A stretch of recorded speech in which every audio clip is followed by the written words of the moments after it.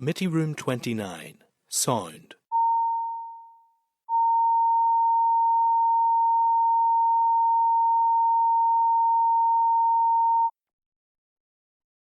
Committee Room 29.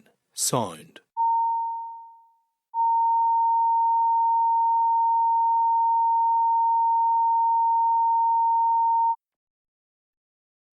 Committee Room 29. Sound.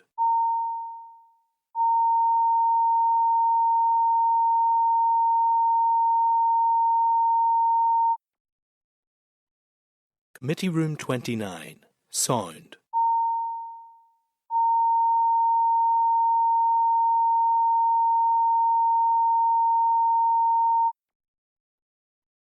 Committee Room 29. Sound.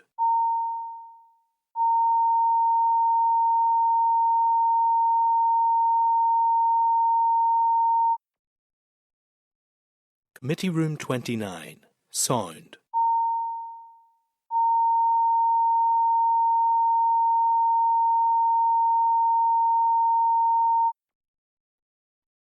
Committee Room 29.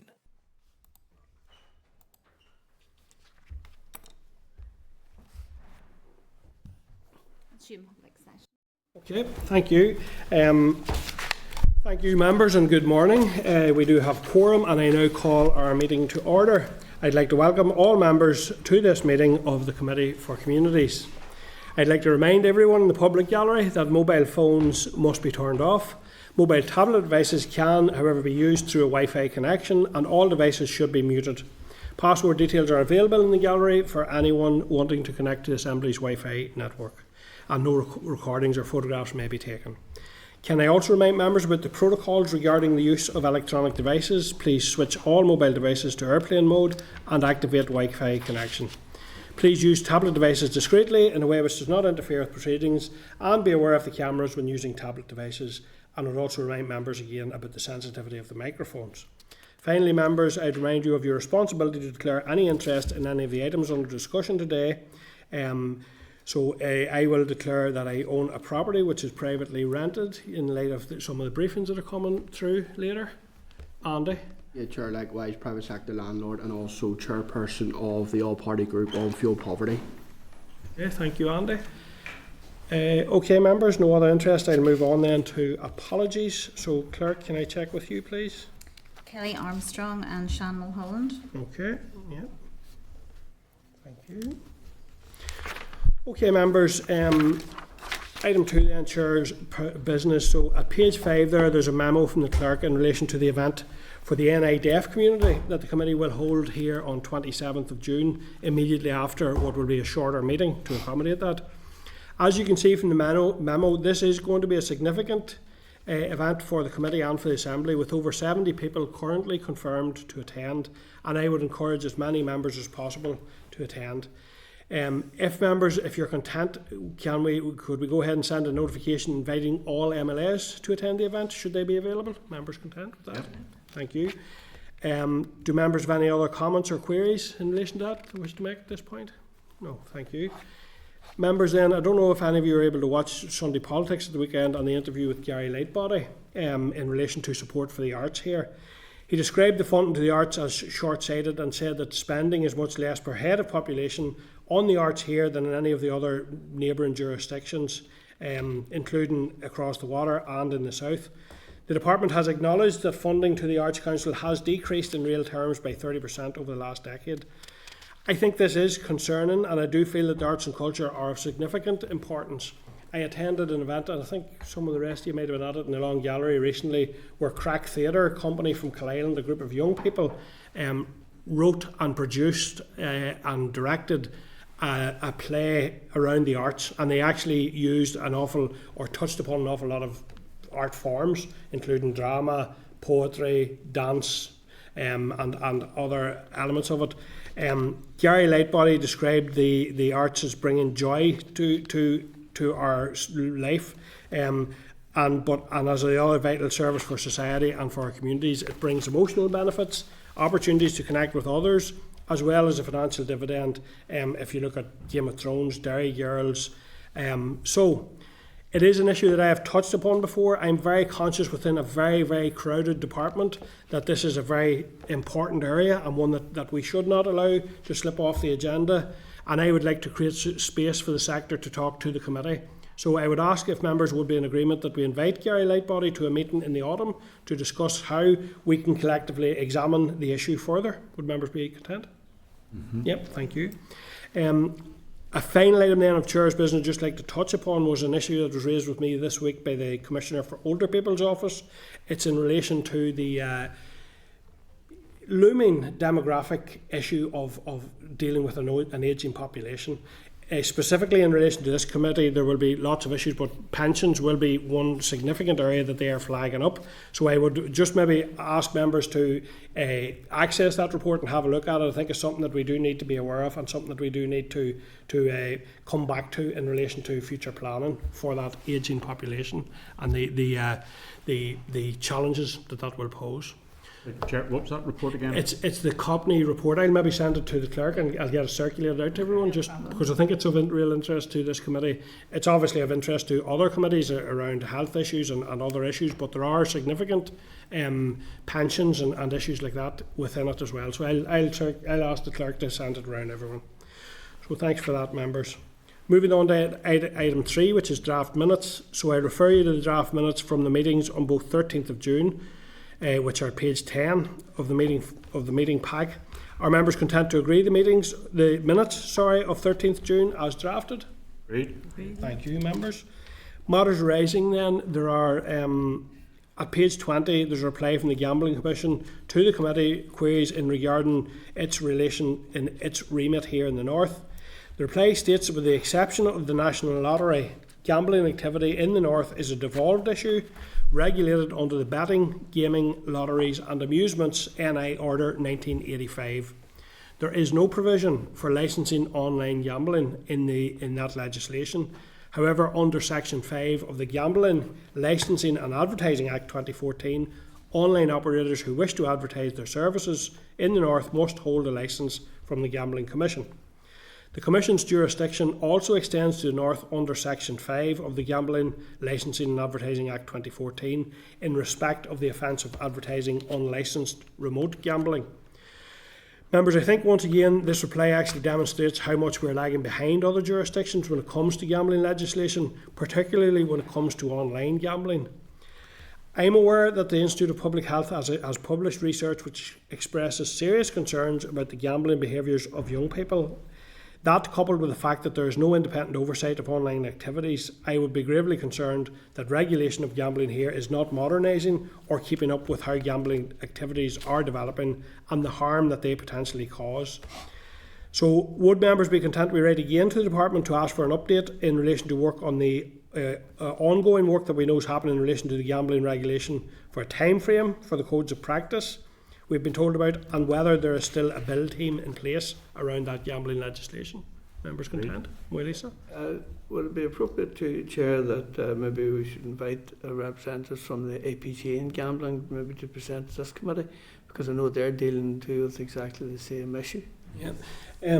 Clerk, what's your? I know they have a report I think issued recently as well. Have they?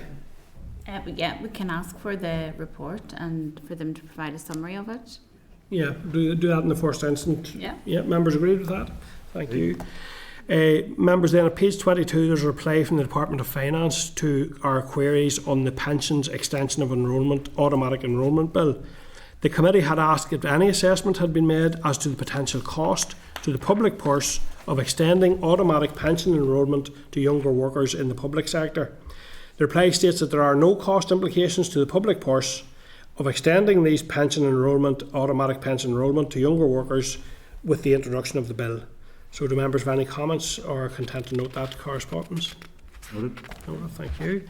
Can I ask if members are content that this response is included as an annex in the final committee report on the bill? Yep, thanks members. So members, we're moving then on to our first briefing this morning at agenda item 5 there, and this is a briefing by Electrical Safety First. So members, the papers for this agenda item start on your pack there at page 24. And I would now like to welcome the following representatives to our meeting this morning. So we have Carter Kane, a Policy and Public Affairs Advisor, and we have Leslie Rudd, who is CEO of Electrical Safety First. So Leslie, I would invite you to go ahead and make an opening statement, a brief statement please, and then we can maybe move to members' questions. Okay, thank you. Thank you very much. Morning. Morning. Right. So first of all, I'd just like to thank you for the opportunity on behalf of Electrical Safety First to come along here and speak to you today.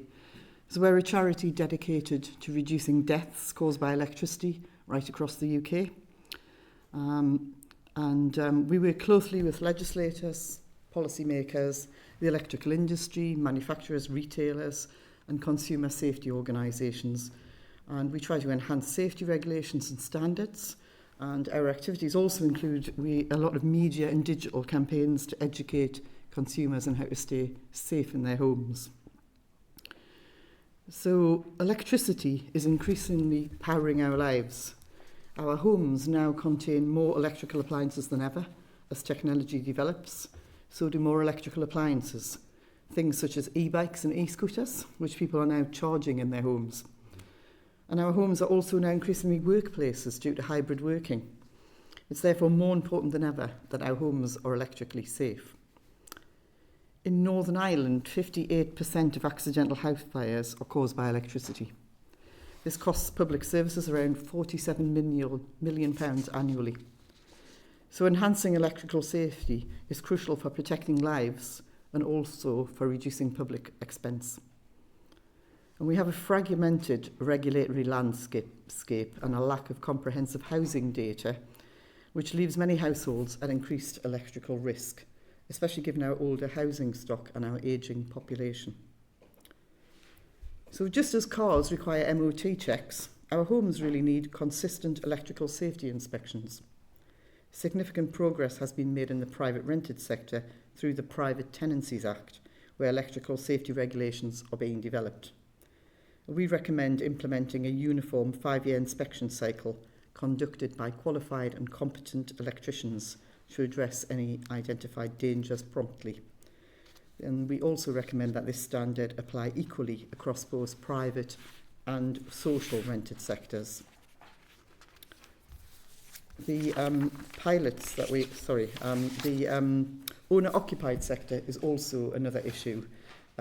Because of its ageing housing stock, it's got unique challenges. And introducing electrical installation reports during property sales, similar to the requirements we have for energy performance certificates, will help identify and more easily address electrical faults before they lead to disasters.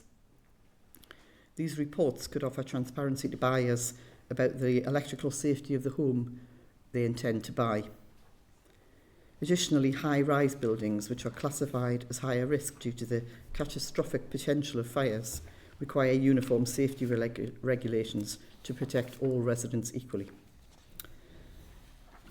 Many elderly homeowners struggle to afford electrical safety checks, and we propose collaborating with the utility regulator and energy companies to encourage them to offer free electrical safety checks for vulnerable consumers. This initiative would help prevent fires and safeguard those most at risk. As well as protecting people from electrical risks by identifying dangers before they escalate, these checks can also help prepare our homes for the future electrical demands, such as heat pumps and solar PV. And while the Housing Executive's House Condition Survey assesses housing stock conditions and energy efficiency, it doesn't include a thorough evaluation of electrical safety. And enhancing the survey with additional questions about electrical systems would provide a more comprehensive understanding of potential risks. So our pilot schemes in Scotland and Wales, which we've done, have demonstrated the importance of improving national housing surveys to include assessments of electrical conditions. Introducing a similar pilot in Northern Ireland would enable a more accurate evaluation of electrical safety across homes and also support the transition to net zero. Our briefing has information in about the pilots in Scotland and Wales, but they have already uncovered significant electrical issues. Of the completed cases in Scotland, 45% of the homes visited required electrical upgrades. And just giving one example, in Wales, an elderly couple were confined to a single room in their home due to severe electrical hazards, This left them reliant on extension leads for power, and the situation compromised their living conditions and heightened safety risks, with concerns about tripping hazards and overall safety. So in conclusion, electrical safety transcends regulation. It's a pivotal public health and safety imperative, and our recommendations can mitigate the threat of electrical fires, protect our most vulnerable citizens, and support a transition to a low-carbon future.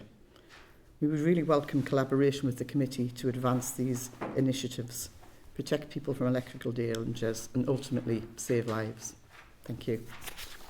Thank you very much, Leslie. And I'll start with a couple myself first, just and very much welcome. I think this is a really crucial area, and we have touched upon it before. And you've mentioned there the Private Tenancies Act, and actually, I had mentioned, and I think that's something that we should revisit, and I might come back to committee after this session in relation to that same rigour applying to housing associations and housing executive. I think it would make sense that, and I think those are welcome improvements. I know we have met with you recently as well, and I'm glad to see you now back to committee, because there are significant concerns around unregulated short-term lets and things like that I think we do need to really look at, and we have to absolutely prevent substandard electrical safety from being in place. I'm also very conscious, you've touched on it there as well, the whole issue about the future and a just transition to net zero, and that is going to likely require much more use of electrical. So I think that's something that's to be welcomed. And indeed, and as someone who has previously declared that I own a property which I rent, I think that 5-year call is a very practical and sensible call, and one that shouldn't be overly challenging. But one thing I suppose I do wonder about that, were that to be in place, have you made any assessment, or have you any experience, or other jurisdictions have anything that we can learn from in relation to what the labour requirement or skills requirement would be to conduct that level of testing over a period of time? Because obviously it's now you need to be planning places for electrical engineers who can do those types of inspections. So has there been any relevant examples that you can flag us or point us towards, Leslie? So you're talking about the amount of labour that you need to actually do the checks? Yes, yeah. Yeah, well, I mean, we recommend that it's a competent registered electrician who does them. They're, in England and Wales and Scotland, it isn't causing any significant problems, but there is a general skill shortage, that's for sure, and the electrical industry is no different to any other. We are encouraging and getting involved in quite a few initiatives to increase sort of apprenticeships and encourage more people into the industry. There's also an ageing workforce. So, you've got a lot of people who are going to be retiring in the next few years. So we certainly do need to do that. There's also a lot of courses offered to reskill people, transfer people. You've got people who are working on gas who would probably be able to upskill and move across, because some things like heat pumps, for example, a lot of the skills that you need to install them are similar to what you need to be a gas fitter. So they could help with some of the skill shortage. But the EICRs, we do need, really, we would recommend, competent registered electricians, and we do need more of them. But it's, as I say, it's not causing a significant problem, but it is something we do need to keep an eye on, I think, because, there is a skill shortage generally in these types of areas. Mm-hmm. Yeah, I think that's something that actually, if you're going to move forward in a serious way, you need to start quantifying what the demand will be in that respect. So thanks for that. Then I'm also grateful to the previous Minister, Deirdre Hargey, for the introduction of that private tenancy bill and the advancements that in terms of carbon monoxide and smoke alarms. But it would seem that there's a gap there that applies to private rents.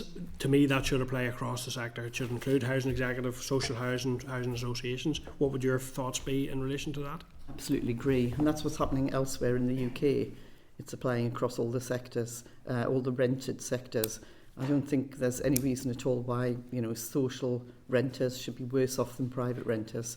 And I think certainly we've done a lot of. We did a consultation in England and Wales with before we recommended introducing 5 yearly checks in the social rented, and all of the people agreed with having 5 yearly checks. All of the people in social housing who responded, we had extensive discussions with them, and they were all very, very keen on that, wanted it to happen. And one of the things that came across from our discussions with them is they really were interested in their tenants and actually did really want to provide the best for the tenants that they could. I mean, a lot of these, associations have, they don't have limitless funding for sure, but they definitely had the best intentions and were very keen on this. And they also, some of the people I've spoke to were keen to say that if this was mandated, this would help them, because when they did go to the board and talk about what their work programmes were and things, it would be very helpful to have it mandated anyway. Some of them were already doing it and felt that if everybody had to do it, that would also make a level playing field. So certainly there in England and Wales, people were very supportive of it. And we've had some discussions in Northern Ireland, and I get the sense that the feeling is the same. In fact, in Northern Ireland, there seemed to be a very strong sense of trying to provide what was best and actually providing better than the private rented sector wherever possible. Okay, thank you.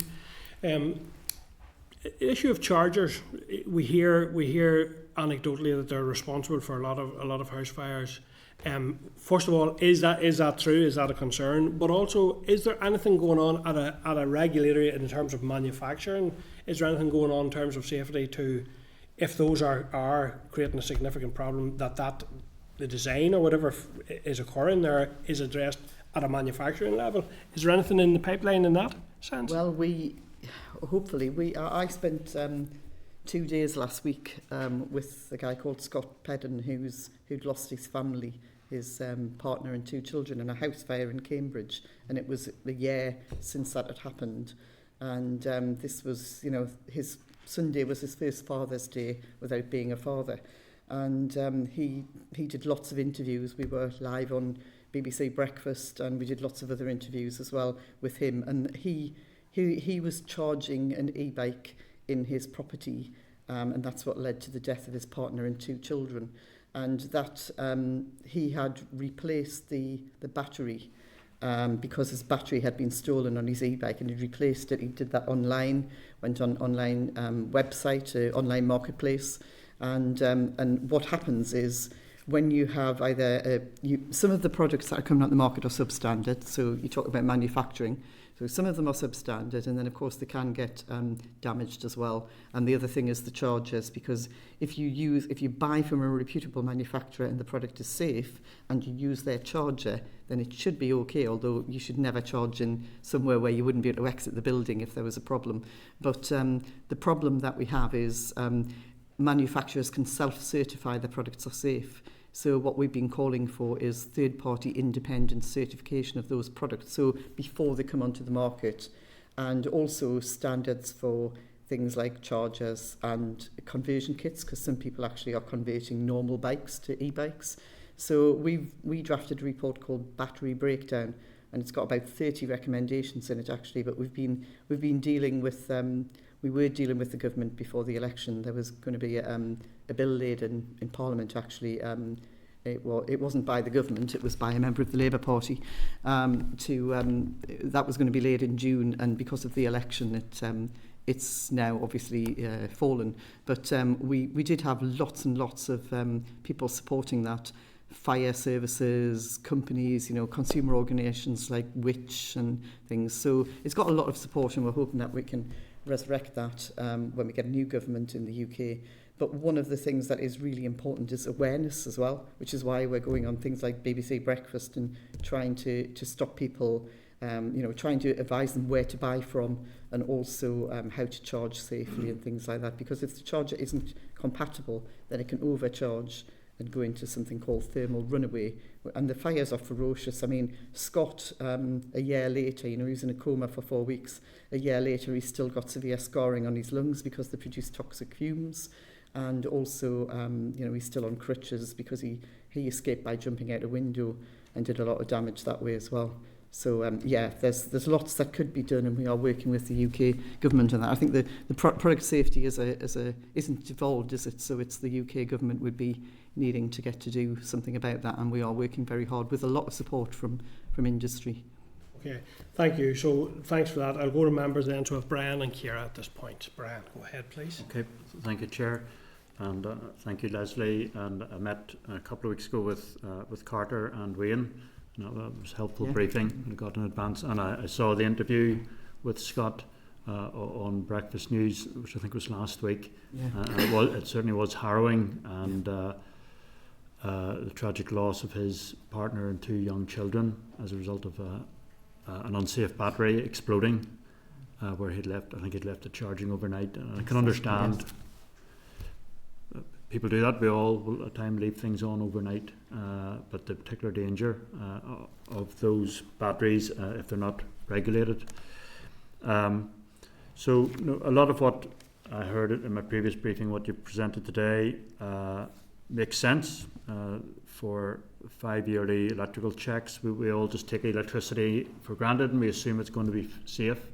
I mean, my own experience is I rewired my current house 25 years ago when I moved in, but I don't think I've had it checked since, so it's something I will have to follow up myself. You just assume everything's going to be fine, but it's a significant power in our homes that we need to be aware needs to be checked. So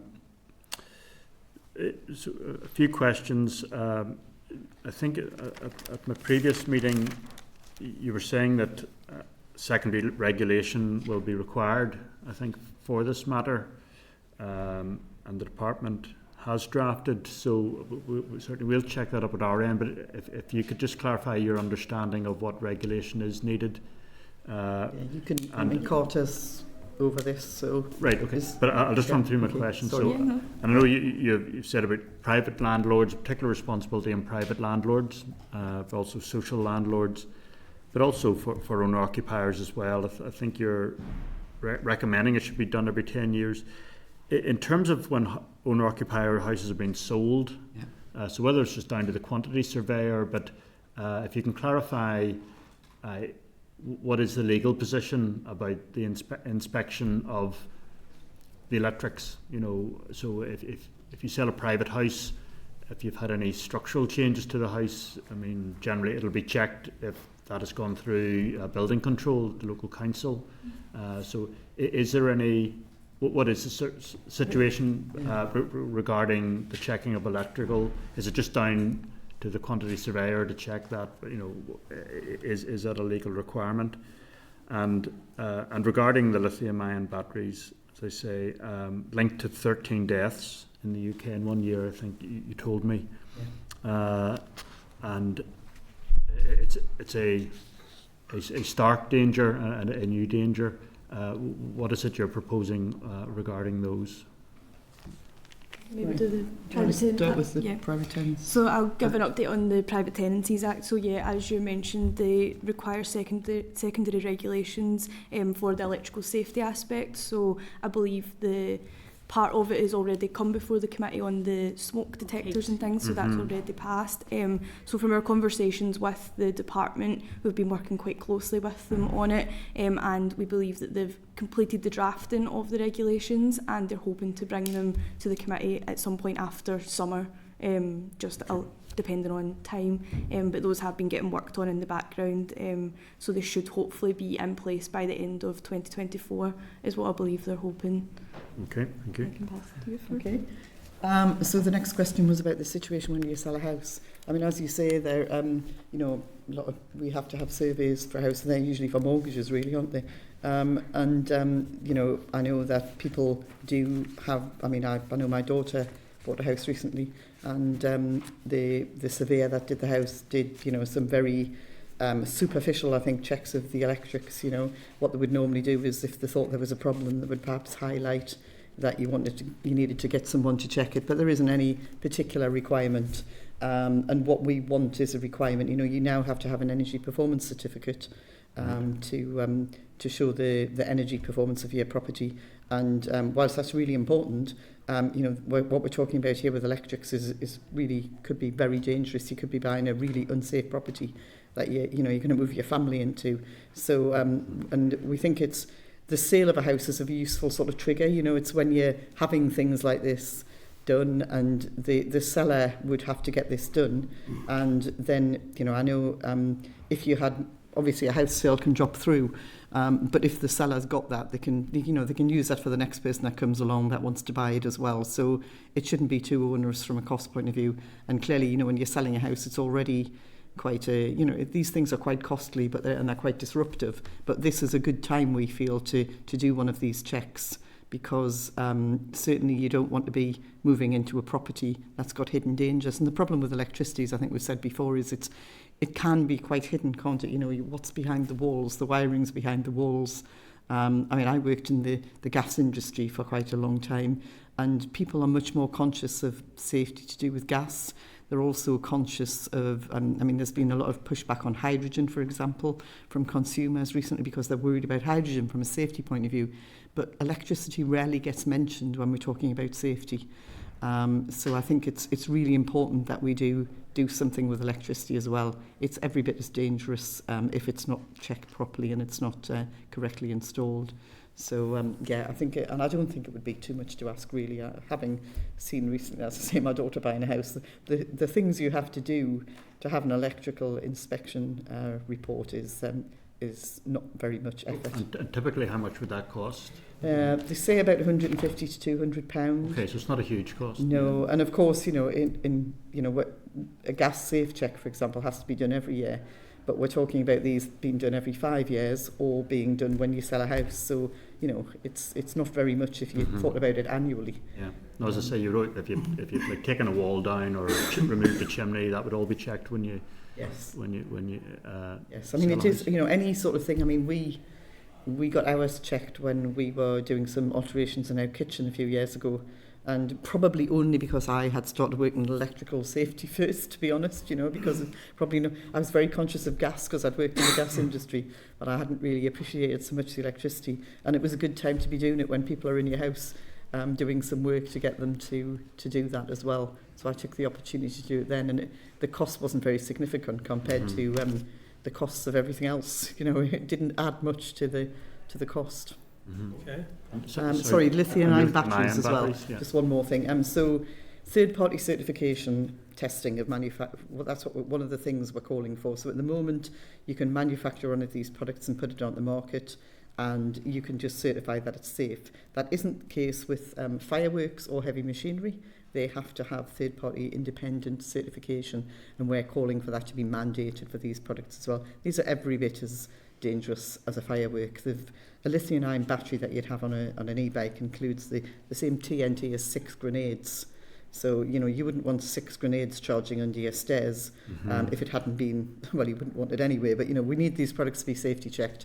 And then other things, as I think some of them I mentioned, so standards for the charging kits, which actually the UK government has said they're going to start introducing, and also we need standards for the batteries, the chargers as well. So when you're charging your battery, because some of the products we've got, like, you know, we've got lithium-ion batteries in our mobile phones and our laptops. We don't have the same problems with those, and that's because they're not as big, but also the manufacturing it's a more mature industry. The manufacturers tend to be, you know, good manufacturers, but we're getting the market flooded, especially from online marketplaces, with all sorts of products that haven't been checked properly for these new products. Is anything progressing through Westminster regarding the lithium-ion batteries? Well, are you saying the manufacturers can just certify them themselves currently? Can certify them themselves, yes. Right. There isn't anything at the moment. And in terms of imports, if they're coming from overseas? Yeah, no, they can. I mean, some of them have got like CE marking on them, but they haven't been properly checked. Right. So, you know, you can buy a product, and if it's got a CE marking on, that doesn't necessarily mean it's valid and proper. So they've just introduced this in New York as well, and there's other places in America where they're going to introduce a third-party independent mandated certification.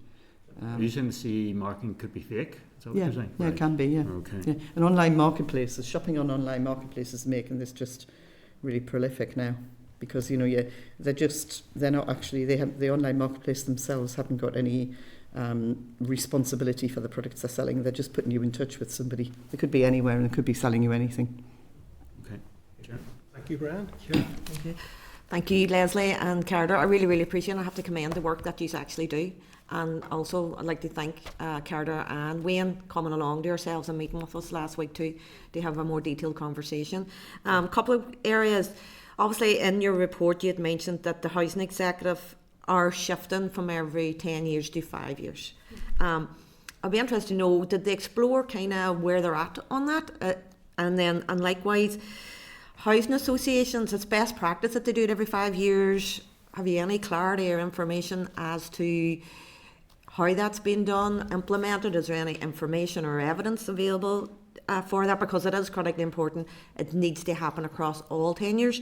And then likewise, moving from the social sector, the owner-occupied sector, and I really, really welcome your suggestion in relation to liaising with the utility regulator and the Department of Economy and looking at how we can support the most vulnerable regarding free safety checks. Elsewhere across GB, is that already happening? If it's not through a utility regulator, kind of pushing that forward, or from others who provides that kind of support. And then a final question, particularly on the house condition survey. Where's the weaknesses currently? And I know obviously you have been looking across elsewhere and working through a pilot of evolving. So I would love to just hear, what are we currently asking within the house condition survey? And maybe you've mentioned that already it's highlighting, given your current pilot, it's highlighting key areas. So I'd love to hear more about that. So thank you. Right. Sorry? Do you want me to take the housing executive? Yeah, you start with the housing executive, and perhaps you can talk about our meeting with Seamus as well, because he's going to get us some more information, isn't he? So the housing executive, they had told us that they were moving from the 10 years to the 5 years as part of an answer to a written question that we had put down in the Assembly. We haven't had any update on that. We have gone to them following that answer to ask if they could give us a bit more information about when they plan on fully making that transition. We also emailed them and asked if they would be willing to meet with us after this meeting to give us a bit more information about that. So we don't know at the moment exactly where they are, but we do know that they are trying to work towards that 5 yearly. We also know that housing associations, as you mentioned, have been doing the 5 yearly electrical safety checks as a matter of best practice through the Housing Associations Guide. We met with Seamus Leahy yesterday from NIFA, and he said that he's of the opinion that all registered housing associations are doing the 5 yearly electrical safety checks, if not better. They might be doing them more frequently than that, in line with the Housing Associations Guide, but he is going to look out some data for us as well, just to find out exactly how many they've done, how frequently they're doing them, so that we can get a complete picture of that. And the only concern that we raised from that was the potential for the few unregistered housing associations and whether they themselves would be doing it, which is less clear, but certainly the ones that NIFA represent appear to be doing the checks. Okay, right. So when you talked about the conditions survey, so yeah, we've been doing, as we said in the briefing, we've been doing some pilots there, and the sorts of additional questions that we're asking is about things like the capacity of the consumer unit, things like that. So things which would help you work out whether or not they're suitable for, perhaps heat pumps or things like that. So things about capacity. Quite a few questions about the consumer unit. We had some discussions with our technical team about what some of the additional questions were, and I did think about writing them all down, bringing them along, but then I thought you'd probably ask me the technical questions and I wouldn't be able to help you. So we can certainly provide you with information about them, but they're those types of things about extra capacity and things like that, and those types of things are not in there now. I think the questions have been around for quite a long time and really need updating. But, to look to the future. So it's those types of things. And yes, the surveys that we've been doing, the things that we've been going in and asking extra questions for, they have been finding quite a few things that need upgrading, which is, I guess, what you would expect, really. So I think it would be really important, for policymakers to really know. I mean, people certainly in England and Wales, the there's been policies implemented to, incentivise certain products and things like that, boiler upgrades and grants for heat pumps and various things. But it really would be quite useful, I think, when we're doing these, because we're doing these surveys anyway, to get a bit more information about what the readiness is for things and what other things we might need to take into account when we're developing policy. So it's that sort of thing that would help with. And I think, the sooner we start implementing, adding these questions, the better, because we need to know as soon as possible.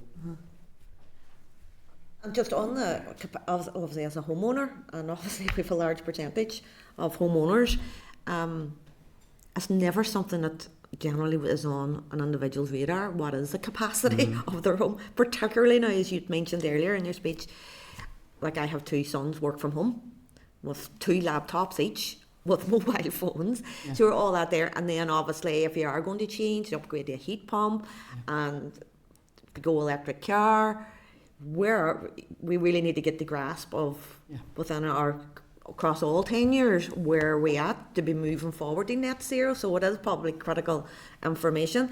I would be really interested just to find out from the likes of the housing executive and the housing associations as well, whether we could also write maybe to the housing executive just on that transition from 10 years to 5 years where they're at, and likewise maybe within their research team and the housing condition survey, what's their thoughts currently, what questions is currently being asked, and what generally is the response, so we're more informed and educated of where the sector is.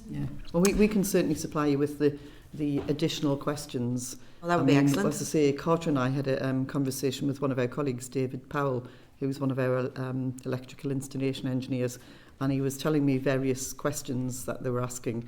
And the one that I pulled out was the one to go to the consumer unit, because I thought it was the one that was probably the most understandable to people who aren't electricians, and I'm not an electrician. So I could have told you all the other questions, but you might have then asked me to explain them, and I probably couldn't have done. So I thought, that's the sort of thing anyway, the sort of readiness for the future, the capacity of your home to take more electricity and more electrical appliances, really. It's that type of thing. Just two final things. Would it be useful maybe to write to the Minister to see, has there been any raising that with the Minister, and has there been any conversations with the likes of utility regulator and the Minister for Economy, so we could start them conversations? I think that might be useful. And then finally, is there something else or other key asks that you think that we as a committee could be doing and working with yourselves to move things forward? Do you mean in all of the areas that in all of the areas, because they're all quite critical, to be honest, I think. Well, I mean, we really welcome coming along and having engagement with you as a committee, or I'm very happy to come over here and work with you. I've got a technical team, we've got a public affairs team which Carter's part of, and we've got a comms team. So the comms team, for example, are the people who got us sort of placed on BBC Breakfast the other morning to talk about safety and raising awareness there.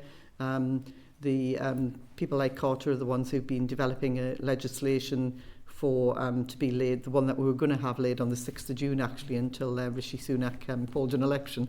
But that was, so we can develop draft bills and things and work on policy. And then, as I say, we've got a technical team who are really fundamental to all of our work, because they developed this battery breakdown report where they've tested lithium-ion batteries and saw what happens, and they've done lots of investigations into what should change. And they're really core to everything we do. We've got that technical team so that everything's based on robust technical data. So we are very happy to work with you, and we can, help. These teams can help as well with their expertise in anything you can help with, because it's very important that some of the things that are already happening in the rest of the UK need to be replicated here, I think. And then also, and obviously every area has its own differences as well. I mean, you have different, you have less gas than a lot of places in England, for example. You've got quite a lot of rural properties, you've got old properties. I think you've got quite a lot of vulnerable people as well. So there's lots of things that, can be quite unique to certain areas as well. And therefore we might need a focus on particular things. We're very happy to work with you on any of this. Oh, no, thank you. Yeah, thank you. And there are a number of threads of that I think we'll pull together immediately following the session, and you maybe should check back on after you leave, because there's a number of things that I think, one of which being, your briefing paper, I think I would be asking members that we send that to the department. There's a lot of the actions in there which are suggested I think would be very useful for the department. I have a couple of quick questions myself then, following on from Brian's a bit there, around the EPC type certificates. Are there any international examples of where a system like that is in place that you're aware of? Ooh, to have electrical checks. No, I don't think so. But that's I'll get the technical team to. And there's no reason why we wouldn't lead either. Like, I'm not saying we should. Our technical team. I mean, we go to. My technical team, a couple of them were at a conference recently in Florida, and there's a lot of things that they pick up on. They're also members of organisations in Europe, so they might be more likely to know about that. I mean, we do tend to, like, for example, when we've been looking to have these third-party certification of e-bikes, scooters and batteries, we've looked around the world to see what there is there, and they're starting to make some improvements in Europe to the legislation, which no longer applies to us, and they're bringing in things in America. So we do try to look at things like that. But actually that particular question, not that I'm aware of, but I will check with my technical director, because he has a lot more links overseas than I do. We'll come back on that. I'm not aware of any. Are you, Carter? No. Just on the technical side of it, it would be useful too, or even to forward us from your technical team. What's the general capacity unit, whether 2, 3 bed, 4 bed home, and then into the future, if we are to get to net zero, what should a standard home be? It would just be really, really useful to know that as well as a piece of information. You mean like the electrical capacity, like that consumer unit and things? Yeah. Okay. We'll come back to you on that. Yeah. Yeah, and indeed that has an impact then on the overall transformer system, the capacity to generate electric, because there's a fire risk with under supply. Yeah. Machines operating at less than capacity can create. I know that from a previous experience. In HSE, the HSE here, Health and Safety Executive, have you had any contact or meeting with them, or have you put any of this information in front of them at all? I haven't had any meetings with them. Have you? We haven't yet, but we would be very happy to. I think in England and Wales, the HSE tend to be more on sort of not in domestic homes. They're more over sort of commercial and industrial and things like that. So, which is one of the reasons why we need organisations like our own, and especially, as I said earlier, with more hybrid working and things, our homes are actually becoming our workplaces, and they're not covered by a lot of the legislation that you would have in your workplace. Yeah, so I think and we maybe would share your information with them as well for information purposes. Yes. Okay, well listen, I think that is a really important, and like when you think of it in the round, the fact that we MOT our cars, we test, we do all this testing. And electricity is so prevalent, becoming much more prevalent, and has those dangers in ageing home fabric.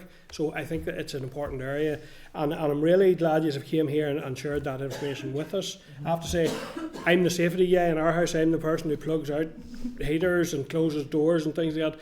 And I'm sure we all have, anecdotes of how quickly and how horrendously fast fire can spread as a result of, in the middle of this is not even in the middle of the night where there's obviously additional dangers, but even during the daytime. So I think it's something really that does need to be taken and progressed, actually. So I appreciate that. We are going to wrap up a number of strands of further actions emerging from this. So if you take a look back, you'll see what it is. But for now, thank you for your briefing, for your information, and for your work on this issue. Yeah. And we hope to continue to work with you to drive some improvement. Very happy to do that. Thank you.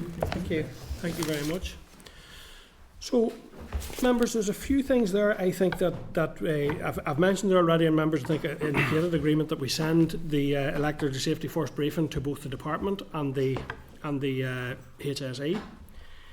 I think the point that Ciara made around engaging with or flagging up to the Department of Economy and the Department for Communities the need to start now considering how this would be catered in terms of skills. I think it's valid to flag that up to Economy.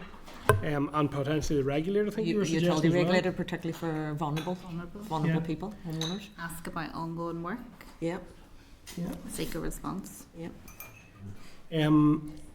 I also would like to revisit that issue around the private tenancies, around those recent that we dealt with, the recent improvements, and whether the department have any plans to extend that same regulatory framework out to housing executive and housing associations. I think it's worthwhile finding that out. And maybe we should even write to both housing executives and associations around their own plans to bring forward that more regular inspections. Now, I don't think it should be left just to self-regulate. I think we should look at how we bring them into a more formal structure. But for now, I think we should ask, in light of the information that we're receiving. Obviously, I welcome, obviously, they had met with Seamus and the full regard, and he made it quite clear that all 20 housing associations are doing it, maybe going beyond that 5 year. So it's probably just getting confirmation of that, but it's the transition from the 10 years to 5 years with the housing executive. I would like to have, where are they in that transition? Would be really keen to hear. And I think it's critically important, if we don't know the information through the housing condition survey, we really need to get work done, and if there's pilots done already, as do the questions. So I'd like to see a better, or maybe there is more conversations with the likes of Electrical First and the research team in developing the housing condition survey, because we need to get the grasp of, to make sure it's being included as a routine question, and the questions. I think that's moving forward, because we need the data to be able to monitor and track progress. And share the electrical safety first document also with housing executive then, for the context for these questions. Yes, Yeah, I think so, yeah. Anything else, members? Did members want to go ahead, Brian? Just from my understanding, the Northern Ireland Housing Conditions Survey, who does that? Is that the housing executive, or is it a university, or I'm assuming who's responsible for it? assuming it's in-house. Housing executive. I'm assuming it's in-house, but Right. And I just want to reference that. And well, for the clerk, are we aware then that secondary regulation is in the pipeline regarding this matter? Carter was saying. I'm not aware. Right. Well, if we can check that, obviously, Carter was of the impression that this was going to come to us before the end of this calendar year. So, my understanding when I met with them, Electricity Safety First, I think they're funded by the industry as such, or they're funded through NICIAC, is my understanding, which at least they're taking the responsibility of setting up something to promote electricity safety. So whether it be relevant just to get a view from NICIAC, I think they are the relevant body, with responsibility. They're the standard setter for electricity safety, and they issue the certificate, So just for their views, or whether we wait until the legislation comes before us, but it'd be interesting just to get their direct input.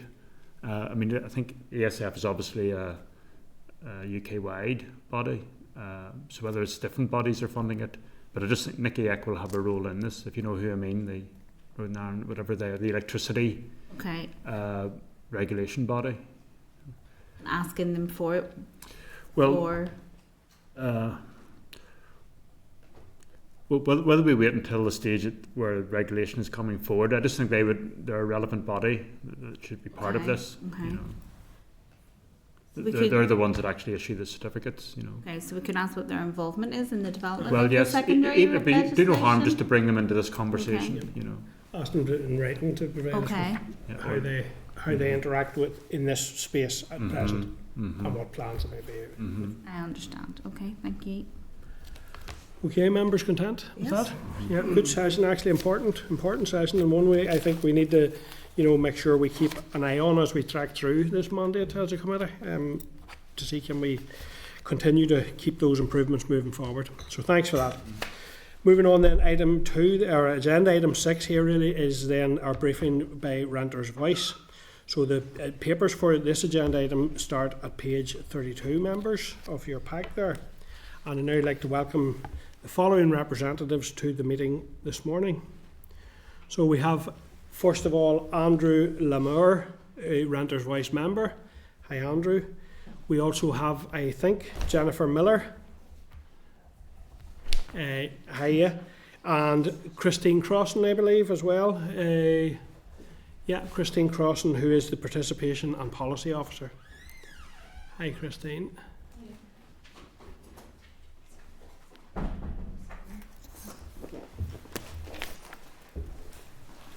There's always one being offered, isn't there? Not to worry. There's plenty of time. There's no need to rush. Well, listen, you're all very, very welcome, and thank you for coming to our meeting this morning and for bringing and for sending your briefing paper through to us as well. I appreciate that. And could I now, I think it's Christine, is it, that's going to make the opening remarks, and then we'll go to members' questions. Yes. Thank you, Christine. Andrew and Jenny are going to do the opening now. So. Okay, that's fine. Yep, no problem. So, who's starting? Go ahead. Me. Lanray, yep, go ahead, Andrew. Thank you so much. Fair play. So my name is Andrew Larmer. Joining me today, as he's already said, is Jenny Miller, who's a fellow Renters Voice member, and Christine Crossan, who is the Renters Voice Participation and Policy Officer. So Renters Voice Committee is a group for people who rent from a private landlord or through a letting agent here in Northern Ireland. So our experience of renting motivates us to create change by campaigning for improvements across the private rental sector. So I'd just like to say thank you so much for inviting us up here today. I did the Lisburn Half Marathon last night, so I'm still feeling fatigued. Like myself. So you have received our letter, as we're saying, including Jenny's case study back in March, which Jenny was addressing the lack of urgency around repairs, for example, the boilers, that sort of thing, in the private rented sector. Although this is a major problem, as you'll see from the written evidence, it's just one area that we think needs your urgent attention to make improvement in the sector. So me personally, committee members, I come here with 13, I'm showing my age here, 13 years experience of living in an unregulated, insecure, and it's increasingly unaffordable private sector. And Jenny has many 10 years, so pretty similar to me. Getting an Uncle Chloe actually gone. Oh, yeah. So, Renters Voice often discusses negative experiences of renting, and that's inadvertently, I dread to use the word expert, but it almost makes us experts in the private rented sector, and certainly we know all about the issues that exist within it. So this morning what we'd like to do is highlight our top priorities for the government, which are based on our first-hand experiences and the views of private renters here in Northern Ireland. I'm sure you have all seen and read about the critical lack of social homes here in Northern Ireland. The Irish News last week had publicised, I think it was 400 homes are being built against the waiting list. I read this last week. This is how sad I am. 47,000 on the waiting list. So that's, I'm trying to count, 1% or something like that. I'll be long gone before that's even met. So that contributes. My household's on the social waiting list ourselves. We have been for, I think it was the past 13 years, and we've had to turn to the private sector to live. So we have. So 13 years to be allocated a secure, affordable home, but due to the lack of supply and others that obviously have greater need than us, we've been left to privately rent, and sometimes the quality has left a lot to be desired. Now, in my household, we have two severely disabled young ones. My son has autism with severe learning difficulties. Mother-in-law has severe arthritis and is almost completely housebound, sadly, these days. So that's part of the reason that would motivate me to say, I said the Renters Voice meetings that we want to see would love to see the government build more social homes and explore alternative affordable housing options. The second thing I'd like to raise to the committee would be, we think that the private sector needs to be more accessible to people. So currently, renters such as myself are having to jump through hoops to secure homes, and for renters that are in receipt of benefits or don't have anyone to act as a guarantor or can't afford letting fees, which the Renters Voice had explained to me, I didn't even know these are illegal letting fees.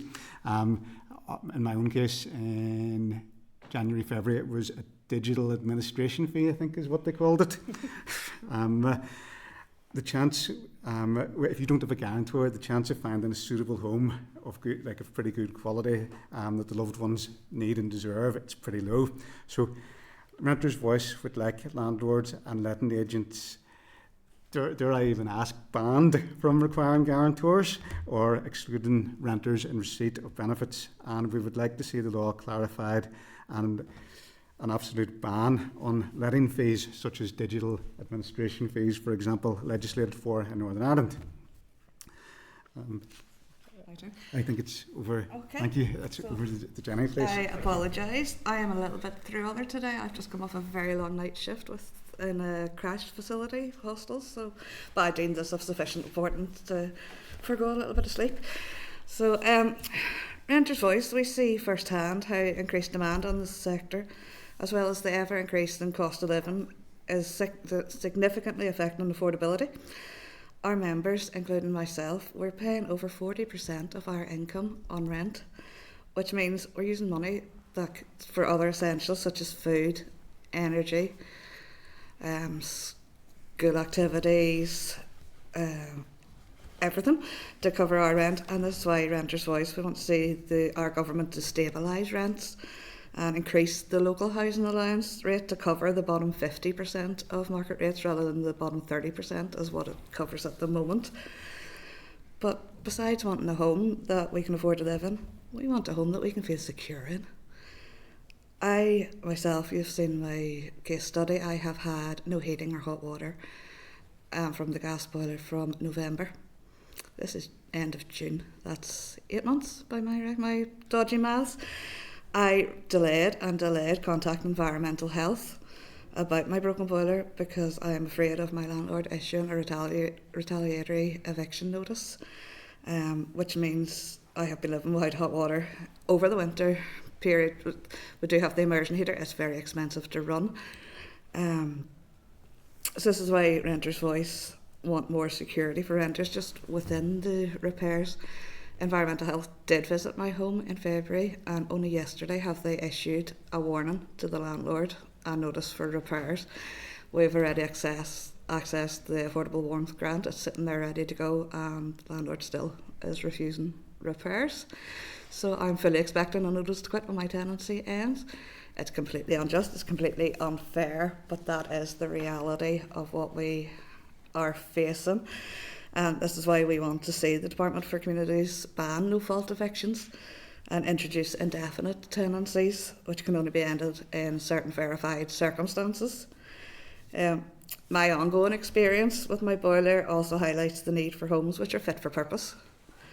And by this we mean a home that's safe to live in, comfortable to live in, and can be efficiently heated.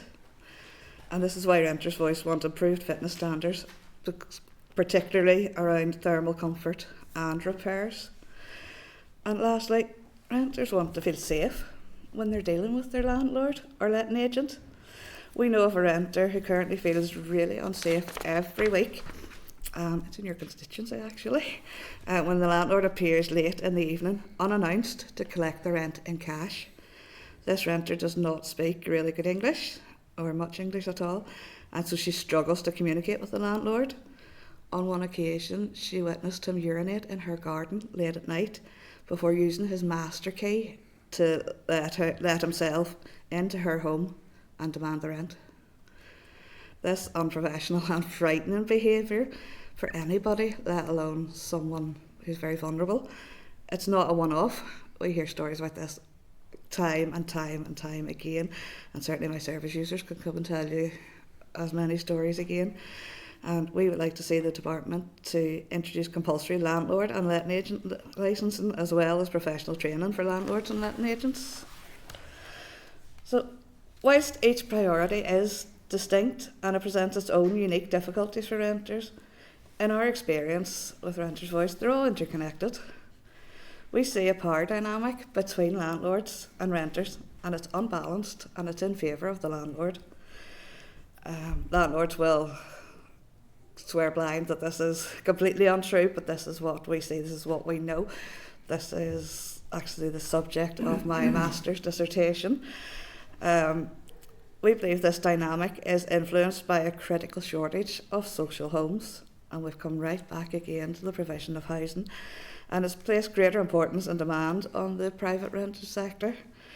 As we've seen just there, I mean, there are only 400 new social housing being built with the waiting list as it is, it's I don't know, it's a bit like scooping water off the Titanic.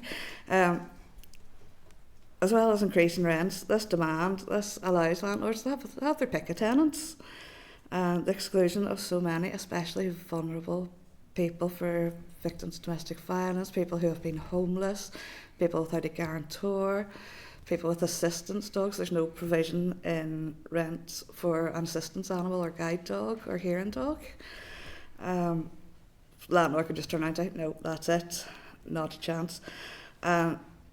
Demand makes it really difficult for us to leave an unsuitable tenancy, because your choices are more restricted than ever. The prices are going up, the demand is higher.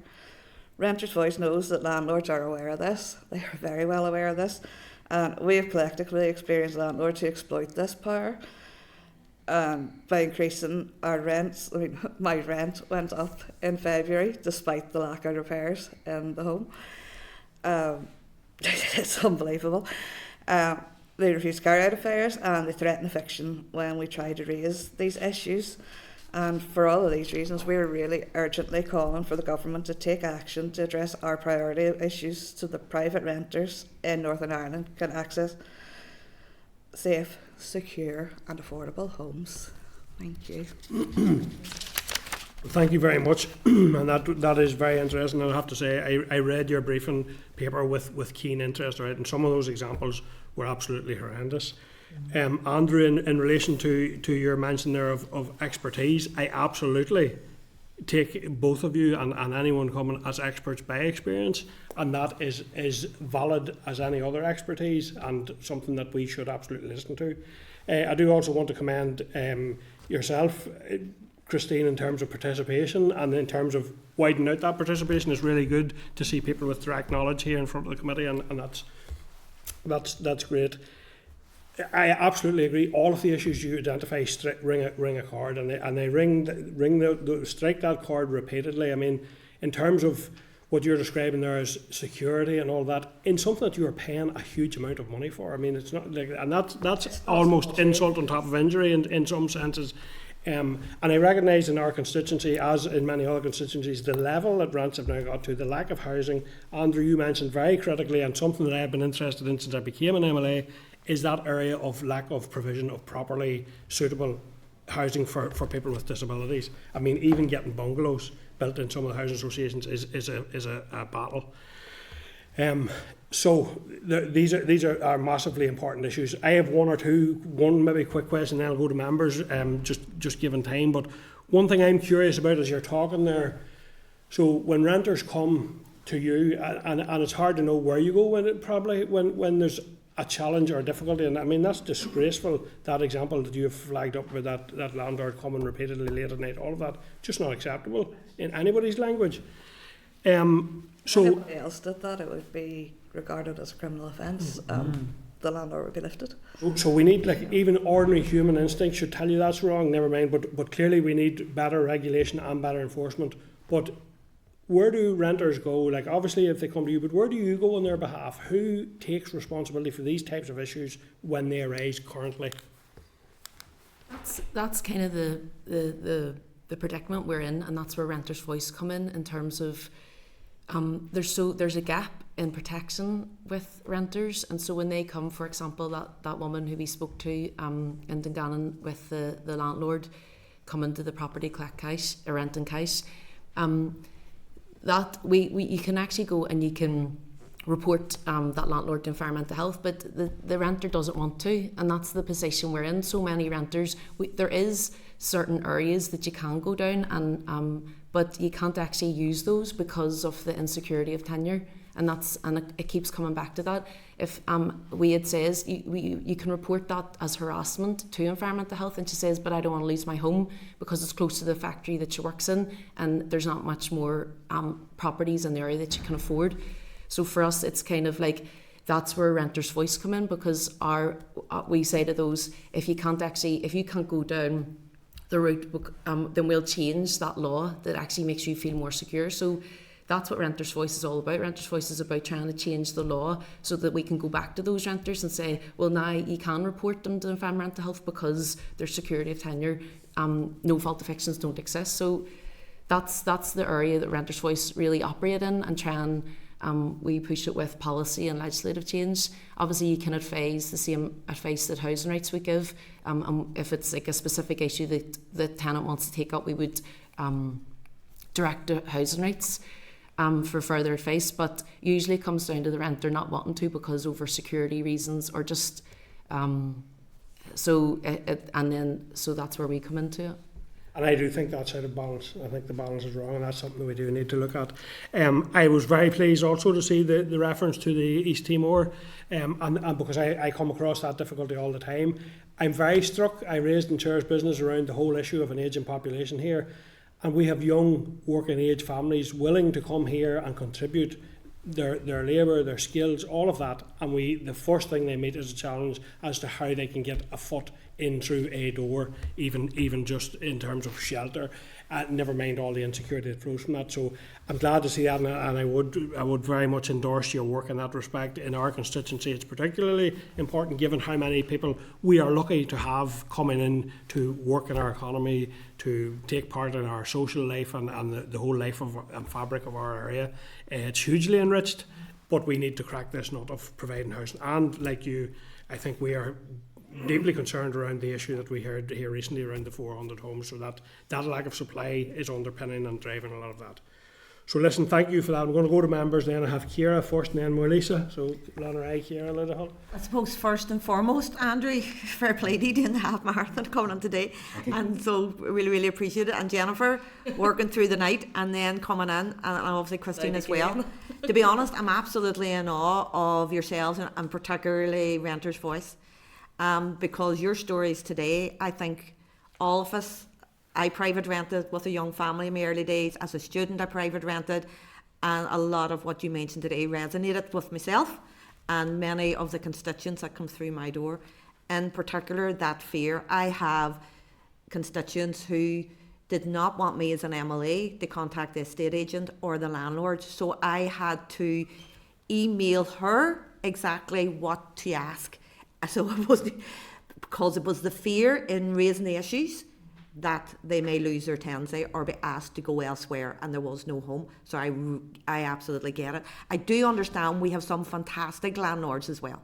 And I have met with the likes of Property Mark who are looking at how they can support and regulate and raise standards across the private sector, and we'll continue to work with the likes of Property Mark to support our private landlords to improve their standards, to improve the training for the likes of estate agents and how they deal with vulnerable clients. And I get all your proposals that you've moved forward, and some of them with regards to the likes of, you mentioned repairs obviously back in March. You also mentioned the no fault eviction, which you give an example of, and also in your written evidence, and then obviously high levels of rent, them 3 areas. Can you maybe just give us more examples through the work and the cases that you've had of the scale regarding particularly those 3, the no fault evictions, the level of rents, and likewise repairs, the urgency of repairs, and just a few more examples of how it's really, really impacting on the likes of yourselves, families that you have spoken to, vulnerable people. I'd be really interested for the scale. Repairs is a very, very common theme, and it does always tie in with the threat of a notice to quit. One of our members is 79. She's currently now in rehab. She injured herself falling through decking that she had already reported to her landlord as being faulty. She has now, after complaining about that, she's now been issued a notice to quit for her property while she's still in a rehabilitation unit. You've got my own repair with the boiler, and it's constant. We have so many, nearly everybody within Renters' House. We all have our own stories. We all know different people that have stories. And Andrew can speak on insecurity of tenure with the no-fault evictions. Just on the repairs, is it more so through just individual small landlords, or is it through estate agents, or is it just a mix, or is there a balance between one and the other regarding? I rent through a very large Do you? agency, and in fairness, at the start of the tenancy 2 years ago, repairs were quite prompt. There's been a few staffing changes. I don't know whether that has, you know, that's I've forgotten the word I was looking for, but it could be circumstantial. But certainly, you know, this is a very well known, very large, who would have thousands of properties on their books rather than one or two. So they certainly have the capability and the manpower to be managing it, which is what obviously the landlord's also paying them to do, is to manage the property.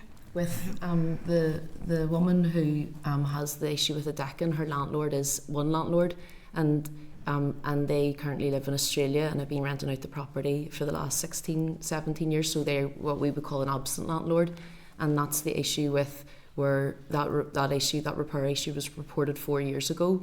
It was actually, she's through a letting agent, and the letting agent was actually excellent in following up and pushing the landlord, but the landlord who lives in Australia was not replying to the letting agent, and there was issues there. So although even if you have a great letting agency, and that letting agency has been great with that particular renter, it's the absent landlord who isn't there and wasn't responding. And you have your own issues with with your landlord in terms of the what's no-fault happened at the start of the eviction. year. So, The no-fault evictions. we'd been tenants for 7 years in my previous home, and on my wife's birthday, which was January 31st, she got a call from the letting agent saying a notice to quit was on its way. So like, that was happy birthday, Martha, for that after 7 years. So we figured out you must be talking 70,000 pounds in rent paid out, and just to get your 1 month notice to quit. And then for two disabled members, like, we've been really lucky as a household, but you're then with that you're then having to jump through hoops, which is having the month's rent in advance, the month's deposit in advance, the digital administration fee, whatever that calls itself, for the letting agent, headed letter from work. Now I'm lucky in that I work for the UK government, so a letter from work was no problem at all, and they then wanted a guarantor. Now the guarantor had to have a rates bill, or in my own relative's case it was a council tax bill, because the relative lives in England, and luckily she works in the sector, so she knows exactly what hoops these landlords put up. But from the sound of the fellow Renters' Voice members, it seems that we've been really, really lucky.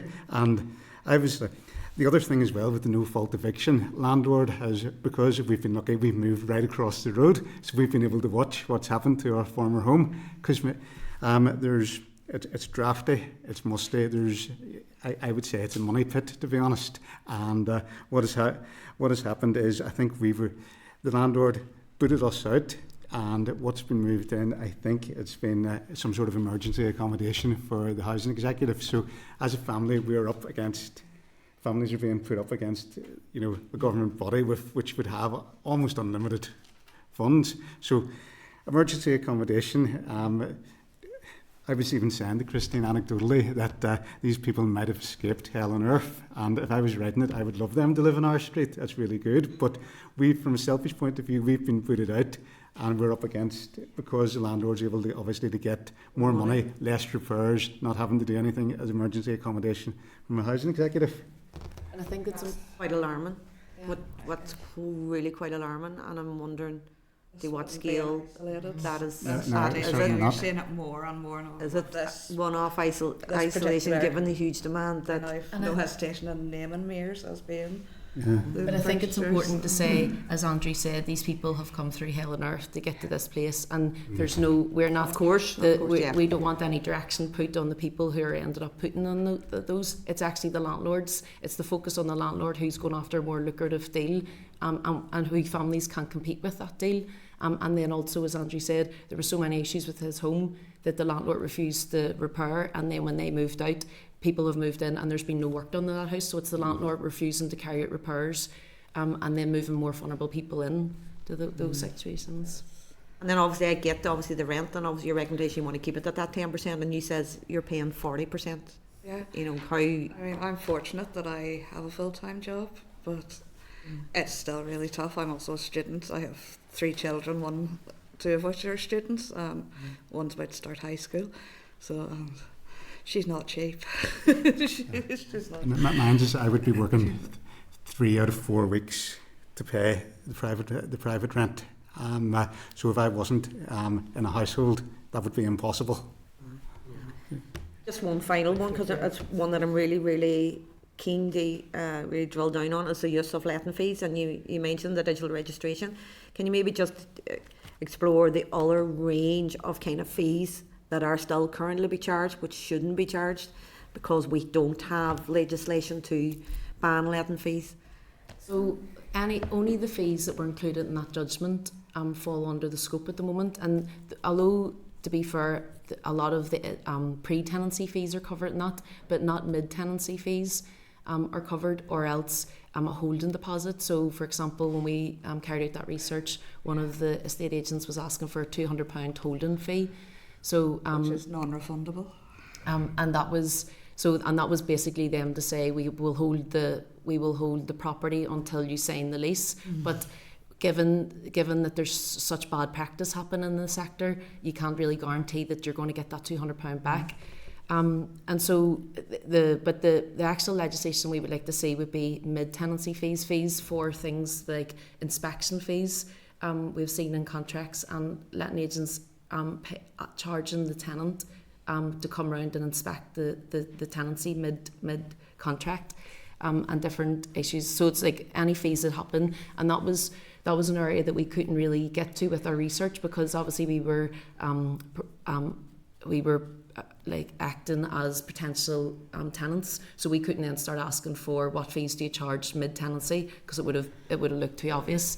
So that's an area that our research didn't cover, but that's the fees when we have renters come to us and they say, is this legal?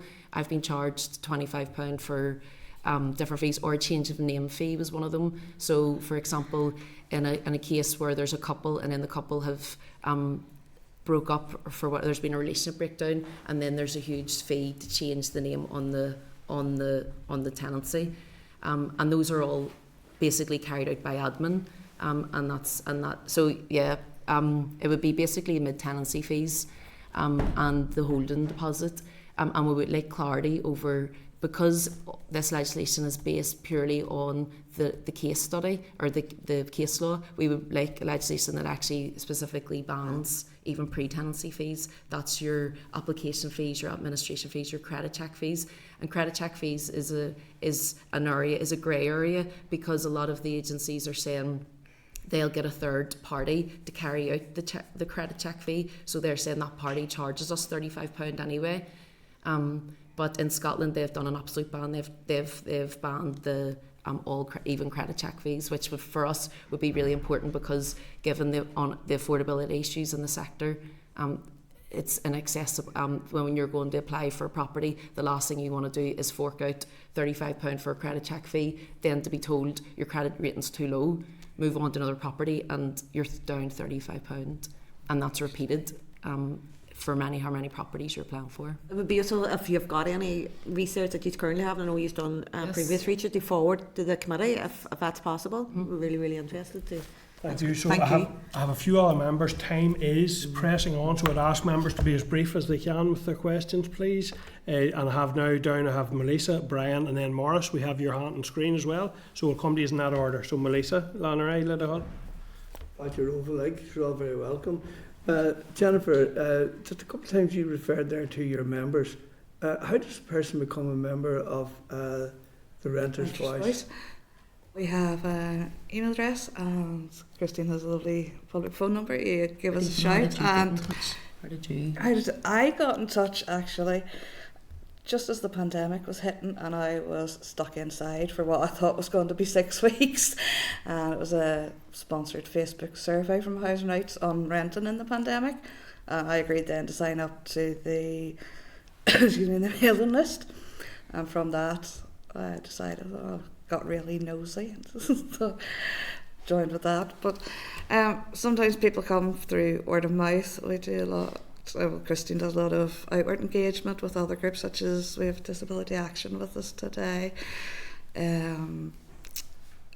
First Steps Women's Centre. So people would come through when they're in crisis, which Jenny was at the time when she came through, and they would reach out. They're going on housing rights to look for housing advice, and they would find us through it. But as Jenny says, then we do engagement with different specific organisations to try and reach out to more renters. The reason I asked the question is twofold. One of them is I never heard of you before. And yet now I've dealt with nearly all of those types of problems that you have sort of related to us here today. Hear a lot more from us now. And I wonder, just is it that maybe are you located in a particular area, or is it throughout the whole of the north of Ireland? But secondly, the other question that concerns me is that you will say as members, and yet and all, you are faced with exactly the same problems, and you don't seem to be able to get any kind of resolution of that to it either. And the reason I make that statement just is that, as you have described yourselves, how it is that you've been confronted with, we'll say, landlords that have ignored entirely your own basic demands, right? And I would think them all as justified demands in that as well too. And it brings me to the point that you already said too that the very fact that the building of more social homes, in fact, is the resolution to this problem, and that's not going to happen. It's not going to happen when we see this 400 figure, so that one has to look to legislation in such a way whereby it provides those rights to tenants, that where people can make their demands as it is of their right. And I wonder just in what way do we move forward with that, or what way do you think we should be moving forward with that to ensure that we start to shift the emphasis in terms of the power being with landlords, those landlords that are, we'll say, lack scruples when dealing with their tenants, and move it in favour of the actual tenant themselves who are paying for a service that they're not receiving. What is that? We are open, obviously, for membership all over Northern Ireland. We mostly do meet via Teams online. With regard to, it is the biggest irony, and I say this to everybody, the biggest irony is that housing is my entire life and I can't sort my own house out. The reason I can't sort my own house out is for fear of eviction.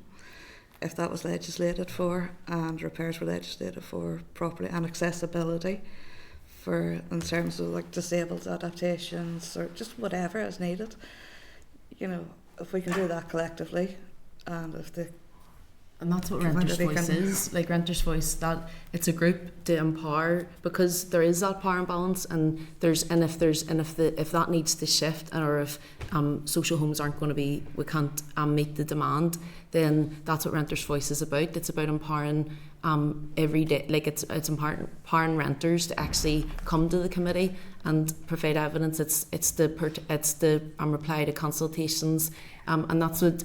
Renters' Voice wants to. That's what we are. We're trying to, and obviously the stronger you are with the more members, and we are doing engagement. And we're trying to grow and trying to get out. But that's where we would say we would sit in that area that you're talking about.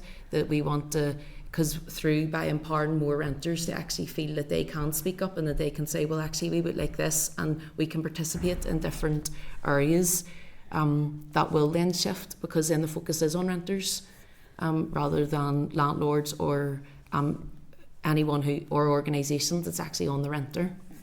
And within that, I'll have to keep okay. with all apologies, very, very important issue, but we want to get to all members. So, Brian. Thank you, Chair, and I'll try and cover my points quickly. So thank you for your paper. It's very helpful and a lot of very relevant points. Private rental it's a private arrangement, but it is regulated, and it's important that it's fairly regulated, and that there are the right protections for both sides. First question, would you say there's any reduction in the private rented sector? So I've had engagement with estate agents, from time to time about managing, and I've been told that, you know, when interest rates were higher, some landlords, you know, were selling off property. So would you say that's the case? First of all, is there any reduction in supply? Secondly, in terms of the local housing allowance, does that vary according to the property, or is it a fixed amount? And that's for those who are getting benefits.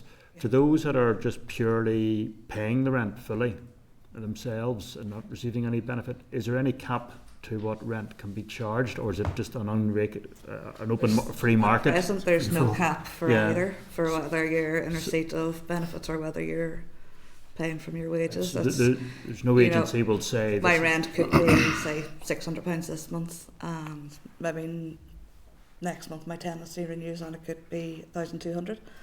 There's absolutely nothing. Landlords can only increase your rent once a year, but there's no cap to what it can be increased by, or what, or even in relation to the value of the house, the property, the area, or any such regulations. Local housing authority, local housing allowance varies according to the number of bedrooms in the property.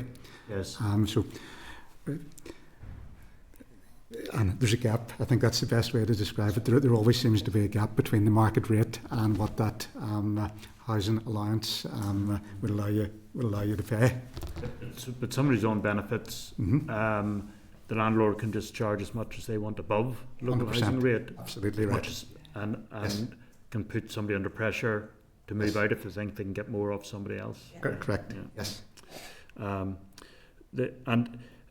Getting Terry and I, as elected rep, I would either directly contact or encourage tenants to contact, you know, environmental health when there's issues with the state of their property.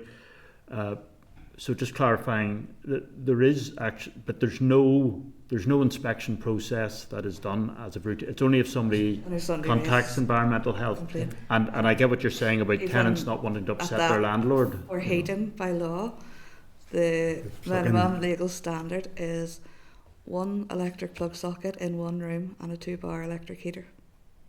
That's it. It's just unfit for. That's what the law says. That's fit for habitation. Yeah. I would love to ask is if I don't know if this, like you've talked about resource and social houses. Resource simply isn't there from what I've gathered. I would love to ask if you could commit to a target for, I think it's EPC of C rating or higher. Some of these properties are E, and it's like the storage heaters and the electric heaters. As soon as you turn that on, it's it's running up your electric bill, and it's not keeping the property warm. And it's a sort of warmth that gives you speaking personally, it has given me a sore head in the past. So I've had many cracking nights sitting with an electric heater trying to write my dissertation, and it's a nightmare. It's not good. I don't know if it was worse freeze the word for it, but I don't. As a committee, you could require, or you could change the definition, or make a definition of what's an adequate provision of heating in that plug-in electric heater. In my opinion, it just doesn't warrant it. It's not fit for purpose, in my opinion. Okay. Well, just last comment, Chair. I'm pleased to see the bit you have in there about empty properties. That's a particular issue for me. That you go around and at election time you see them properties that are clearly empty and going to waste. And also the issue of properties becoming Airbnbs and so on in terms of supply. So just go back to my first question. Would you have any view on the supply of private rentals? Do you think it's fairly steady, or would you say there has been a slight decline? Or as a renter, it's hard to from a renter's perspective, it's so hard to answer that because for us the demand's always been there, and demand's very high. But it's we know demands, that. and the demand is getting worse. But that's from what we're seeing. That's because we're seeing more renters who are coming into the sector, and so the demand is higher. I can't say we can't say that we have seen, from a renter's perspective, it's hard to say that you could see any that you'd only be able to see that if you were the Department of Communities and you were able to track. The only thing I could offer is really anecdotally, like 2014 I left homeless accommodation to private rent, and I secured my house within 10 days. The second house I went to, I only had to view 2 properties before I secured the tenancy. this time round I had to review 11 different houses with wildly increasing rents. So, and that's in the space of But that's hard 10 to say. years. If But it's that's hard to say if that's the across the supply, board. That's just or that's just the high demand. There's Yeah. more renters actually, and so the demand is high. an But area for more research to Yeah. definitely. Okay, be thank you, Chair. interested into. Thank you, Brian. And Morris, please. Go ahead. Thank you, Chair. Can you hear me all right? Yeah. Yep, hearing you clear, Morris. Thank you. Well, thanks to Andrew and Jennifer for coming on and making the presentation. I find it very, very interesting. It's something that I think every MLA has to deal with on a day and daily basis. So I'd just like to say it's sort of kind of, in my opinion, the problem that caused is by the lack of social housing, and that's something the executive needs to tackle I think as an emergency. But given Andrew's presentation there, how would you suggest that housing that's not really fit for renting remains within the private rented sector, where a tenant is evicted for say simply asking for repairs to be carried out, and in turn that property is then reallocated without those repairs identified being carried out, and the circle continues? Why are properties available for rent not properly inspected in the first instance to ensure they're actually fit for renting in the first place? But what are your thoughts on that there? Does it really need legislation to get this thing sorted out? I think it is. Yes. I mean, you can have community activism, you can have all the great work you'll do in your constituencies, but at the end of the day, if the law doesn't force an habitability issue, then it's never going to. There just needs to be a whole change and shift of the thinking. I mean, that landlord that's evicted you for asking for repairs, he's still got to do those repairs before the next tenant comes in. But then he's upped. I'm saying he or she has, let's be, has upped their end. But unless it's legislated by law and the law actually upheld and utilised and imposed, it's never gonna change. But there definitely should be a minimum standard and a professional inspection to. Like, as an assembly, I would love to see you bring in fitness standard, like identify and bring in fitness standards. And this is maybe from my head, a repair standard. Define and clearly delineate a repair standard. But that would ensure, like say, you've got whenever these repairs are reported, you've got 4 weeks to get this improved. For example, I'm thinking off the top of my head here, but a fitness standard and a repair standard maybe as part of legislation, which again I'm trying to think of solutions that aren't dependent on 40,000 social homes, which I do not think the resource is going to be found for that. And from I think what needs to be behind all that is the enforcement issue of it. So for us, you can have it in legislation, which is so crucially important, but then it also needs to be enforced. And that's what we're saying with the letting agent fees, that this is actually law. Although we would like an absolute ban on it, it currently is illegal to charge those fees, but no one's actually enforcing it. So letting agents are still advertising on their websites that they do charge these illegal fees. So for us, there's an enforcement issue behind it as well. Like Jenny, she reported her boiler, and now 6 months after, she got an email yesterday to say that to ask from Environmental Health if the landlord had not repaired it, and then when she said no, Environmental Health says okay, then we'll issue a warning basically. But that's come 6 months after, so there's obviously issues there in terms of resources or enforcement where there is actually legislation or standards, but there's issues with the enforcement side of things. Okay, well listen, thank you very much. Those are very important issues, and thank you for and you've clarified them in a really accessible way in terms of just making it relevant to anybody watching in or for ourselves. I think those, when you boil them down into those human impacts and that lack of fairness and balance, I think it's clearly something that does need a focus on, absolutely. So thank you for attending this morning. Really grateful Very much for having us. Thank you. Okay. Members, we're going to take a very short break there and try to get back on track then, maybe. So if we could be back in for 11:45, please, and ready to go again. Thank you. And could I ask first to be end the broadcast?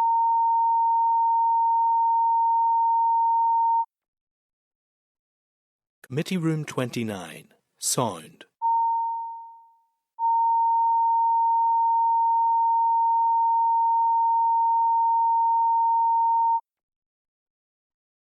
Committee Room 29, Sound.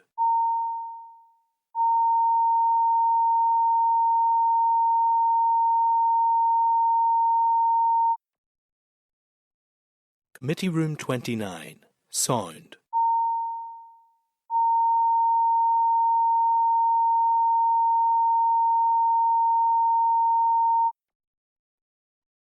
Committee Room 29, Sound.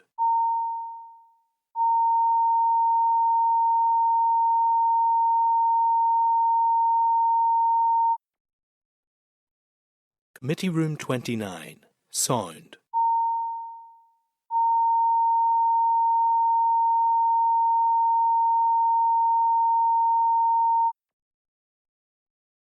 Committee Room 29, Sound.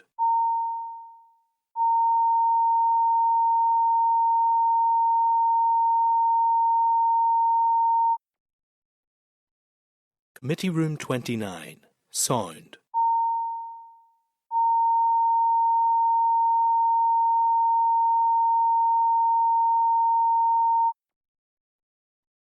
Committee Room 29, Sound.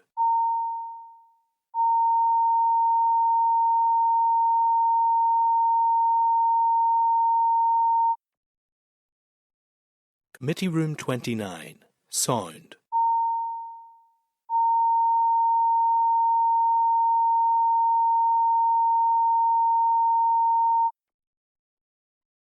Committee Room 29, Sound.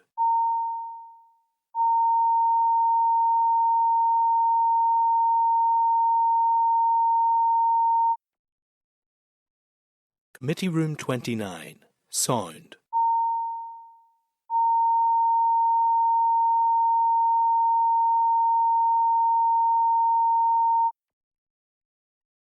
Committee Room 29, Sound.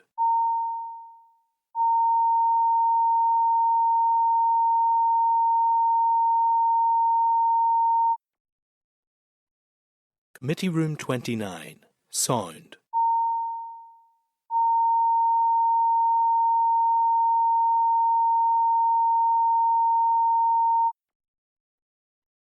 Committee Room 29, Sound.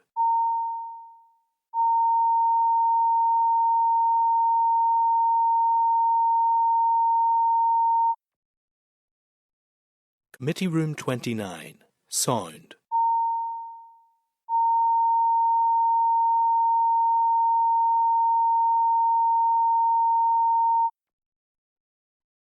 Committee Room 29, Sound.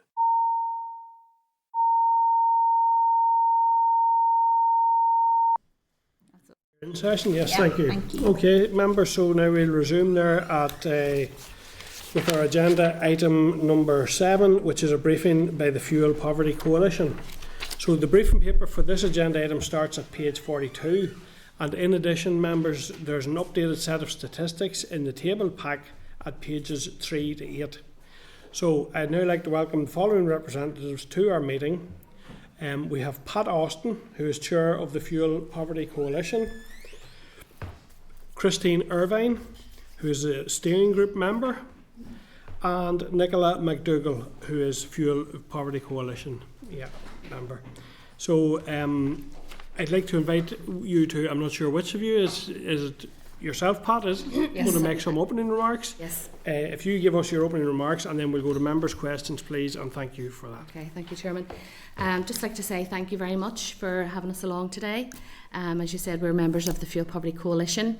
I'm the Director of National Energy Action, which is a fuel poverty charity, and we're the Secretariat of a broader group of organisations, of which Christine's kindly coming along today from Marie Curie to give her perspective. So I guess what we thought we would do today was just give a couple of broad remarks from each of our perspectives, and then open that up to some questions from the floor, if that's Perfect. okay. Thank you.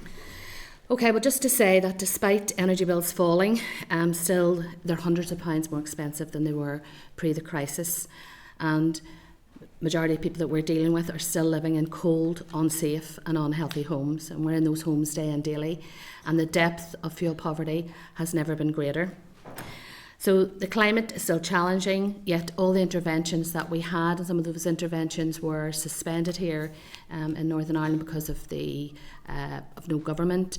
Some of that money was locked up and borne inconsequential. So we're running behind a bit in terms of to catch up to where we are with our counterparts across the water.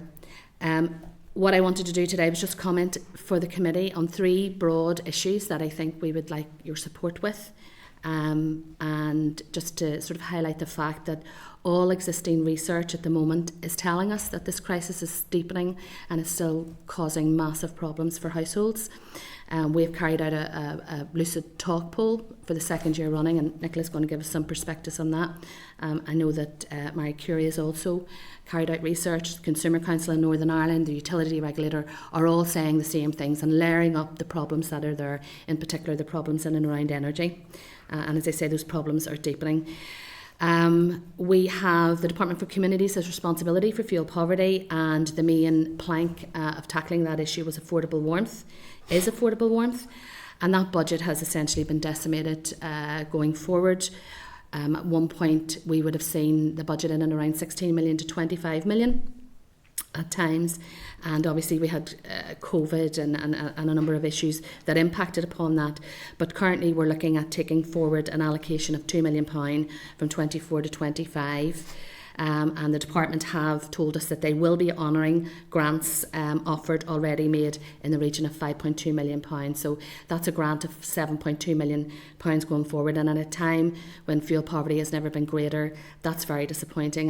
And I suppose I know that budgets are under pressure everywhere, but the issue that fuel poverty is affecting so many departments, so many other areas, can't be underestimated.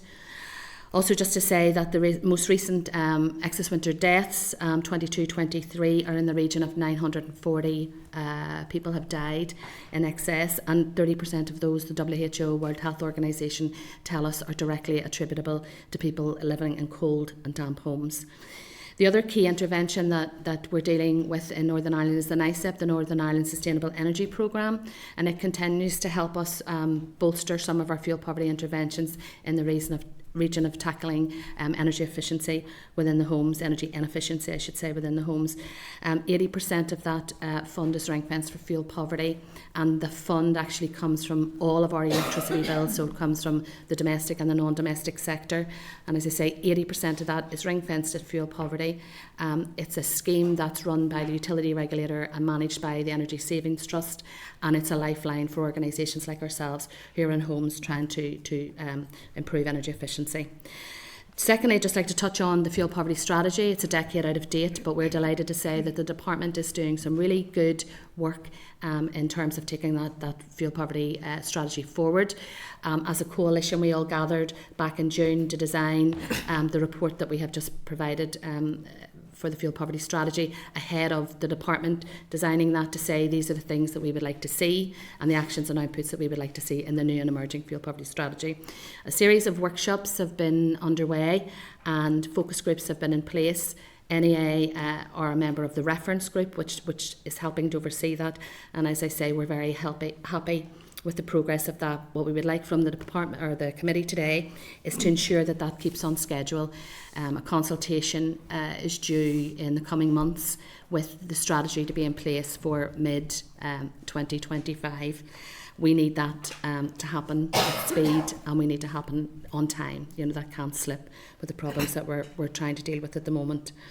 And for the here and now, we would just say that we launched our fuel poverty our manifesto for the upcoming election, and 3 key issues that we would like to see enacted would be energy efficiency as an infrastructure priority for the north of Ireland, social supports, things like the Warm Homes discount that is in place in England, which is a £150 discount off a bill for vulnerable households, isn't in place in Northern Ireland. We had an energy price guarantee which reduced the kilowatt hour of electricity and actually the unit price of electricity and gas for a period of time during the energy crisis, and that was a great support. That was something that we thought wouldn't happen or couldn't happen here, and it did. So we know we have the mechanism to be able to provide social supports for homes most vulnerable, and also just an eye on 68% of households who are reliant on domestic home heating oil.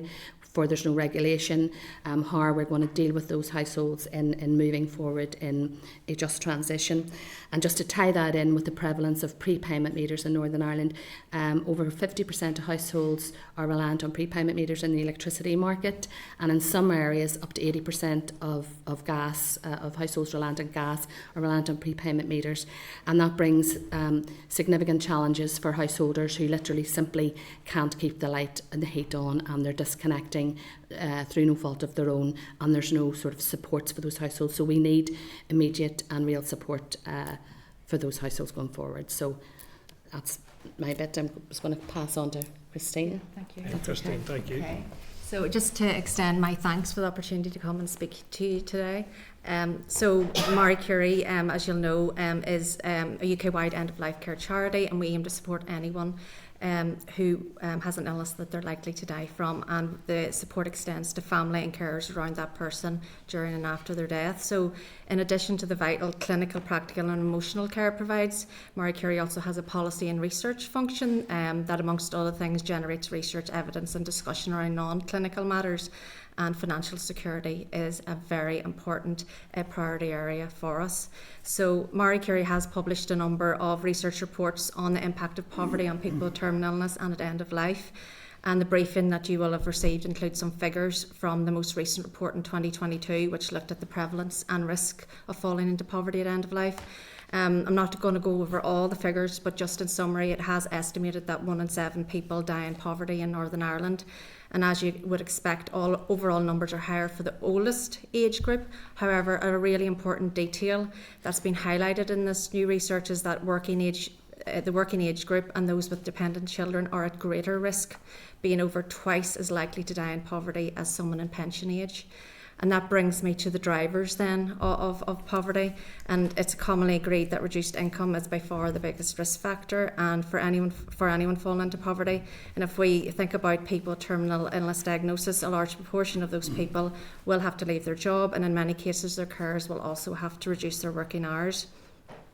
There's also very specific additional costs attached to becoming sick, which increases the burden of people who are already seeing a reduction in their household income. For example, the cost of running medical devices is a very specific cost for those with more chronic life-limiting conditions, and Marie Curie has written to the Department for Communities raising awareness about this issue and highlighting the considerable gap in monitoring of who's using these medical devices, the cost of running these, and their energy efficiency, which is very much the focus today. So there's both a health and economics argument for paying more attention to some of the issues that we'll highlight today. So we will be bringing you updated figures on the number of people dying at end of life, and that will be available later in the year. We'll also be bringing a new focus on fuel poverty. That will include estimates on the number of people with terminal illness impacted and the difference a terminal diagnosis makes to people's fuel expenditure, and we'd be very happy to share that research with the committee whenever it's available. So in this new report, we're very likely to be restating many of the recommendations already made, and I know around the room a lot of you will be familiar with the research Marie Curie has published because you attended our events and have been very supportive of the work that we're doing. So just to reiterate that the single biggest policy change we would be asking for is for working age people with a terminal illness to receive early access to the state pension. In the longer term, we need to move away from one-off support payments and additional payments to top up social security system to ensure that everybody receives a stable income that will help them maintain a basic standard of living. And I know the state pension is not in the gift of the Northern Ireland Assembly, but very much we would welcome the support of our Assembly in raising those matters wherever they can be raised. In terms of domestic energy costs specifically, we fully endorse and support the actions called for from the Fuel Poverty Coalition, which includes a social tariff. We see this as being the best sustainable solution to energy poverty, and as well as an extension of eligibility to existing and new energy support grants that Pat has mentioned. It's very clear that we need both emergency and long-term actions around fuel poverty. And there's just two specific things I would like to draw the committee's attention to when we're thinking about the more short-term emergency response that we need to be making to the likes to people that are particularly vulnerable. So in addition to there needing to be a range of practical and financial supports available, we need to be able to ensure that that information and support is getting to the people that need it most.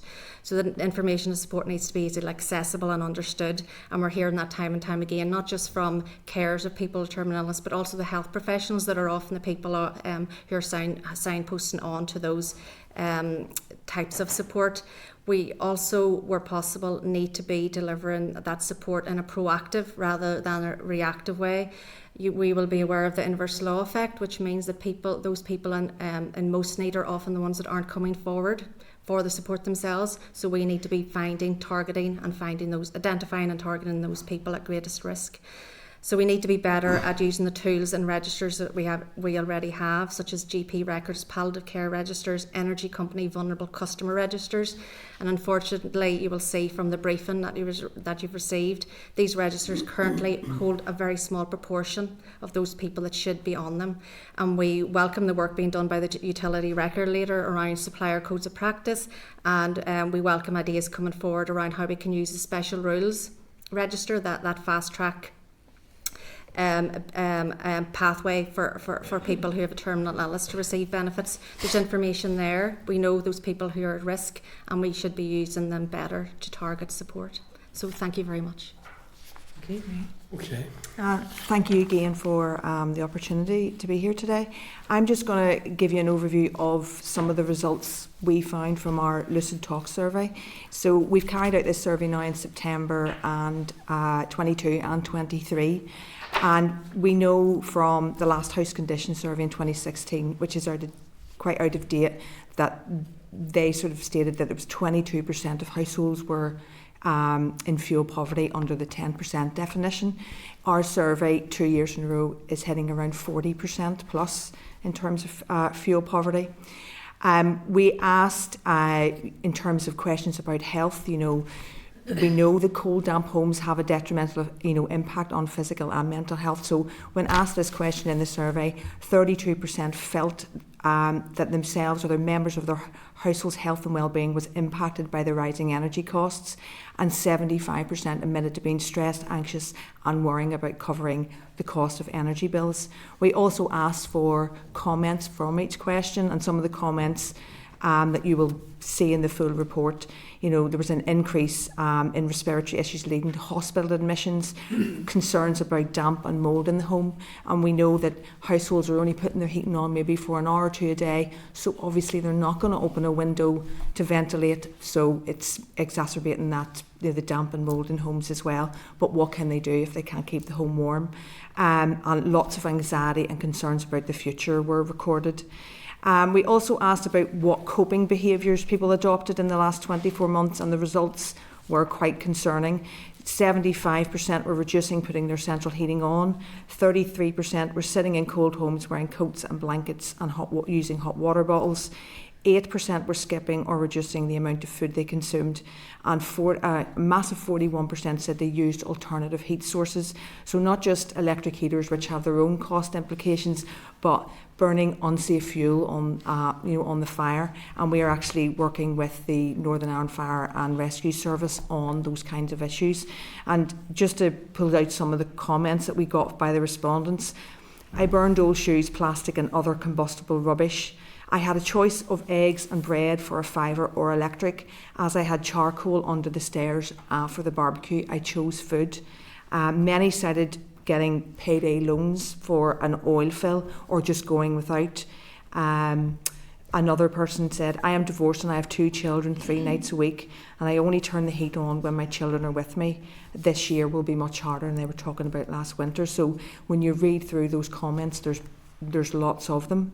In my own role with NEA, I'm their training officer, and one of the aspects of my role is I go out and give energy in the home talks, and the demand has gone through the roof for these talks. I delivered, we're trying to sort of work out some figures, 140 sessions in the last 2 years. Now, we used to deliver about 15 to 20 sessions, and that's charities, rural and urban community groups, Sure Start, Now Project, HNI, Women's Institute, across the board. I even did some sessions for, I was contacted by DFC staff, and I did an online myself and the housing executive, did an energy efficiency talk to over 100 staff, just in terms of how to switch and how to try and be a bit more energy efficient. So I think I estimated we had about over 2,700 people attended those sessions. So people are out there trying to find some sort of advice and support out there because they are struggling, and it's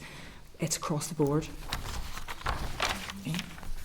Okay, thank you. And a very worrying picture, I have to say, and actually significantly note the harmony with the two previous sessions and around the people who will be impacted as being private renters, and the electrical safety and the access to good heating has been mentioned earlier already this morning in committee.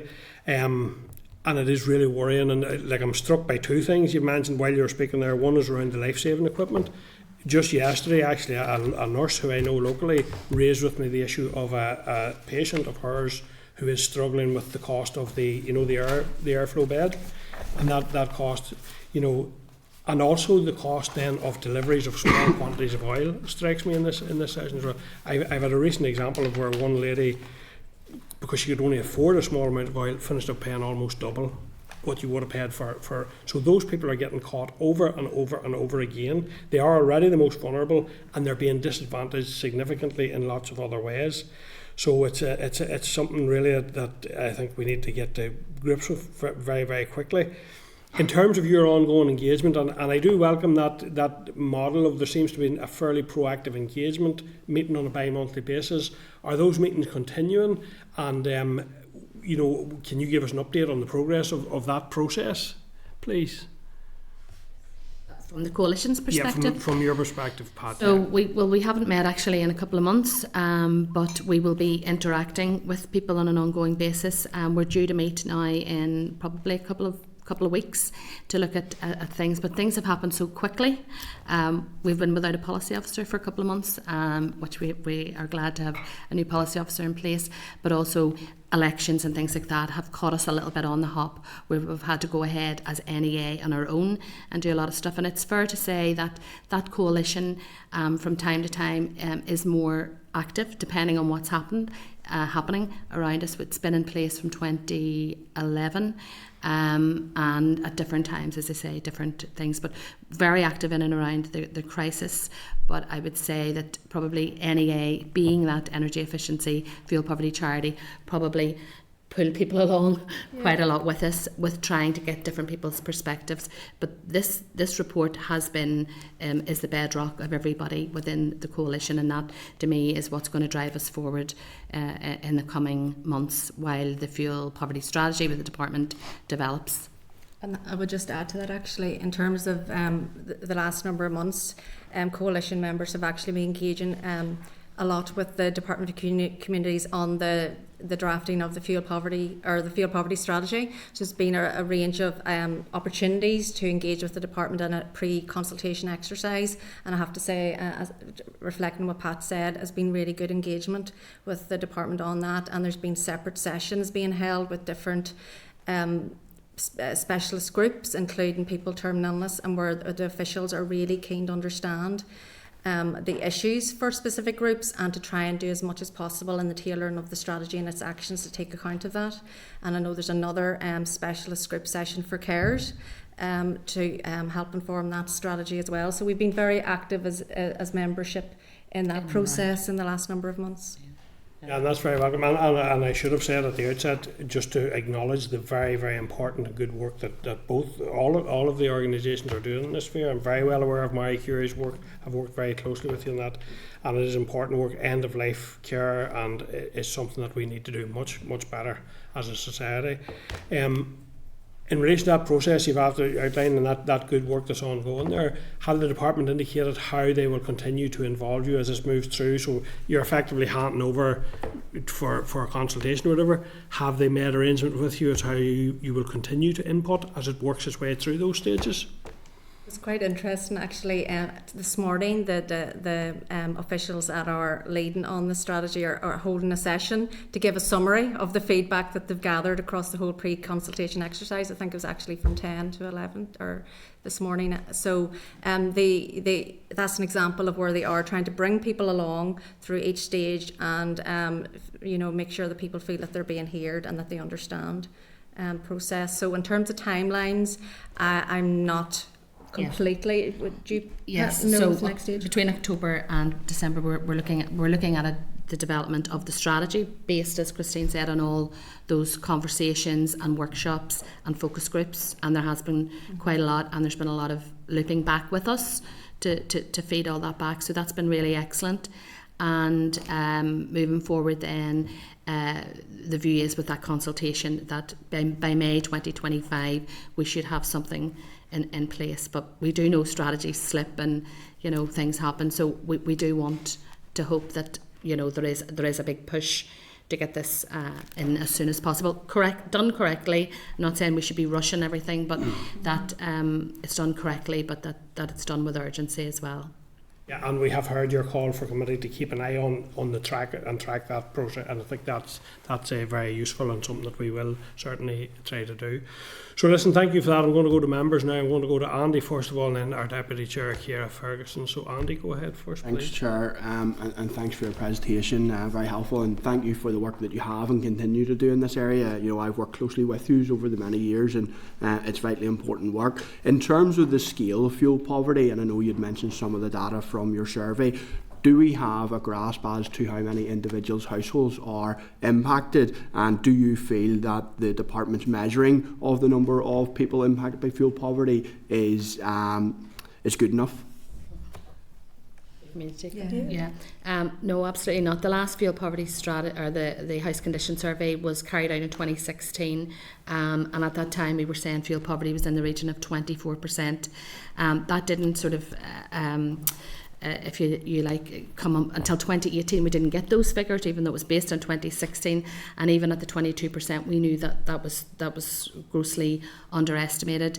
And there's a number of more complex issues and behind why that is too, because of the way we measure it here. So to say it's still in the region of 22% is grossly inaccurate. We ran our Lucid Talk poll last year and the year before, and we are estimating it to be in the region of 40%. So that's the sort of the size and scale that we're seeing. Sorry, there was another part of that question, was there, Andy? Just how government is measuring and collecting that data. Obviously, you've highlighted that you feel it's underestimated, so clearly it's not good enough. No, it's not. And as I say, we have our own projects based in the Belfast area, and it is we've never been busier in terms of the problems that we're seeing. Where we might have gone into a home and seen people sitting for a day without electricity and gas, we're going in and we're seeing people 2 and 3 days. So the depth of the problem is an issue as well. So in talking around the fuel poverty strategy, definition is becoming one of those issues, how we define it and how we measure it, and certainly how we're measuring it is grossly out of date. Yeah, and just to pick up on that point, Pat, about obviously the intervention that's being targeted to individuals, and I know different organisations are providing different levels and different scales of intervention and support for households. In terms of those people coming forward for help and support, and I know members would provide that through their own constituency offices, and I know I can attest to seeing the same people coming forward. Would that be true of the support you're providing on the ground? It's the same people, which would clearly indicate to me that the short-term measures, whilst important and there and now for those people, they aren't working.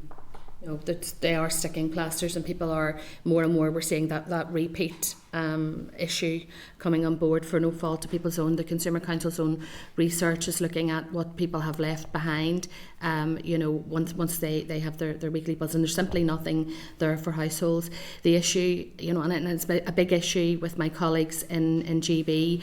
Debt is a massive issue in and around electricity and gas. It doesn't present itself as the same issue here because people are transferring that debt somewhere else, and they're simply sitting in the cold because they need the money up front on the prepayment meter. So we're busier and the problem is deeper, and no, the issue isn't being measured as well as it should be. And when we had previously spoken, it was highlighted around people self-disconnecting. Is that still a major problem? Absolutely, people are disconnecting. They simply don't have the money to put on, and when they need it for electricity and you need it for gas, and we're, you know, sometimes if it's in electricity, we can remotely help people through vouchers. We have recently been able to set up a way to e-voucher. So some of the constituencies are working with us where we're helping, because I'm sure this issue is presenting itself massively in the constituencies, where we are able to work around providing somebody with an e-voucher, and they can take that e-voucher to the shop to credit the gas bill, which we haven't been able to do up until this period. So there are some things that are happening which are making things a little bit better, but it's simply a sticking plaster, and the maths just simply cannot work out. If you look at what people need to spend on food and what they need to spend to stay safe on their electricity and gas, it's just not adding up for households. Two further questions, Chair, and then I appreciate colleagues will want to come in terms of obviously then our intervention, and I note obviously in your documents and the information provided, and I'll pick two out in particular. Fuel Poverty Task Force, how do you feel that could help support government in its intervention?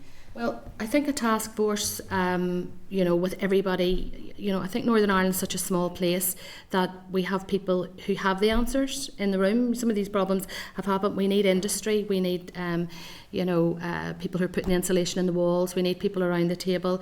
We need to measure the problem properly to be able to manage the problem, and we'll be able to find solutions. Even the councils need to be involved in that space as well. And I still think there's a disjoint between what's happening now, which is a reference group reporting and a project board as well. I think that ability to measure and manage and have key people around the room in an advisory capacity definitely will help keep us on track going forward. Appreciate that. And the final question, you'd mentioned NISAP, Pat, and obviously where the money, the revenue generated from that comes from, and I'm not suggesting that we would increase that amount, but do you feel there's scope to top up NISAP? And when I mean top up, that coming from government, and I know obviously budgets are tight, but as a targeted intervention to support more households, topping up NISAP? Yeah, I mean, NISAP comes from everybody's bill. It's called a public service obligation. It's lifted on an electricity bill, and it's working out something like £5 per year per household. And no, we don't want to be applying anything more to households, but I think if you had a plan of how we can collect money and get money, and if we could target that money, Christine's point on the worst first, there's definitely scope to look at that pot of money, where it comes from. Can some pay a bit more? If you can stand over the fact that they can get super insulated homes, I think those are all discussions that need to happen in and around that pot of money, and what that looks like, and what it might become in a new energy efficiency scheme for Northern Ireland. And just by way of a wee quick follow-up on that, is there a cross-departmental element to this? And if so, how has that been engaged? And are they the utility regulators, are they involved in these conversations? Yes, yeah, they're on the project board. So our reference group will meet every couple of months, and I think the board maybe meets every 3 months, and we, there should be communication across that. All departments should be involved in that, with the regulator and the housing executive and key players involved. But certainly fuel poverty, impacts on economy, it impacts on health in particular. We have support from Public Health Agency in a project that we run in our organisation, but definitely the list is long of the problems that we face, but fuel poverty is impacting on almost every department in one way or another. You need to go home. Everybody should have a home. I know we were talking earlier, we had renters in as well. There's massive problems in that scope, but the fuel poverty issue should be much more joined up than it currently is. I'm actually thinking as part of the work that I do in the Public Accounts Committee around the child poverty, which we're looking at this afternoon, and around education attainment in terms of people who are so these are all there's an intertwined network mesh of problems that we need to find solutions to and do better on. Ciara. thank you for coming along. Really, really appreciate it, and it's really, really important we keep this high on the agenda. And I actually read that yesterday, and excellent, and really, really comprehensive. So I'm assuming this will be reflective in the poverty strategy coming forward. So we'll keep abreast of the work that you're doing. And I was just actually last night I was dealing with a client who originally had the affordable a vulnerable individual, homeowner, lives on their own with a range of health needs, who originally benefited from the affordable warmth scheme. 5 years later, the boiler packs up. 1 year warranty was put on the boiler. So this lady now is left. So I actually went online to the NI Sustainable Energy Programme, which is great, and I've been able to, because obviously they're not entitled to go back to the affordable warmth scheme. They're sitting with no heat. In the summer now, might be fine. Coming in the winter, on their own, vulnerable, cannot afford, based on their basic income, to provide a new boiler again 5 years later. So what I'll be interested to know more about, and I've seen the range of schemes that are available, and I think it was page 9, the 2 schemes through the Energy Trust and all was for her as a private owner, where the system's packed up, she's sitting with no heat. Just the level of funding over the years has been available, and has it evolved and changed? And I know it's a levy, but what has been, or what is it for this year even? We have last year's figures. Or NICEP? Yeah. I know, to be honest, the only thing that concerns me about NICEP is that I've talked to some people and some of the schemes have already closed because the waiting lists, they're going on waiting lists, they open up annually. So I was talking to one of the suppliers and they're waiting to see if there's another, because they've got a waiting list sitting, so even if they get more money in, It could, they're not open the applications, and usually that is heating. I know in terms of they slightly increased the income in terms of, so with affordable warmth it's £23,000, and if you're over that, you're right. But I think for NICEP it ranges between 35 and 45, so they have increased that.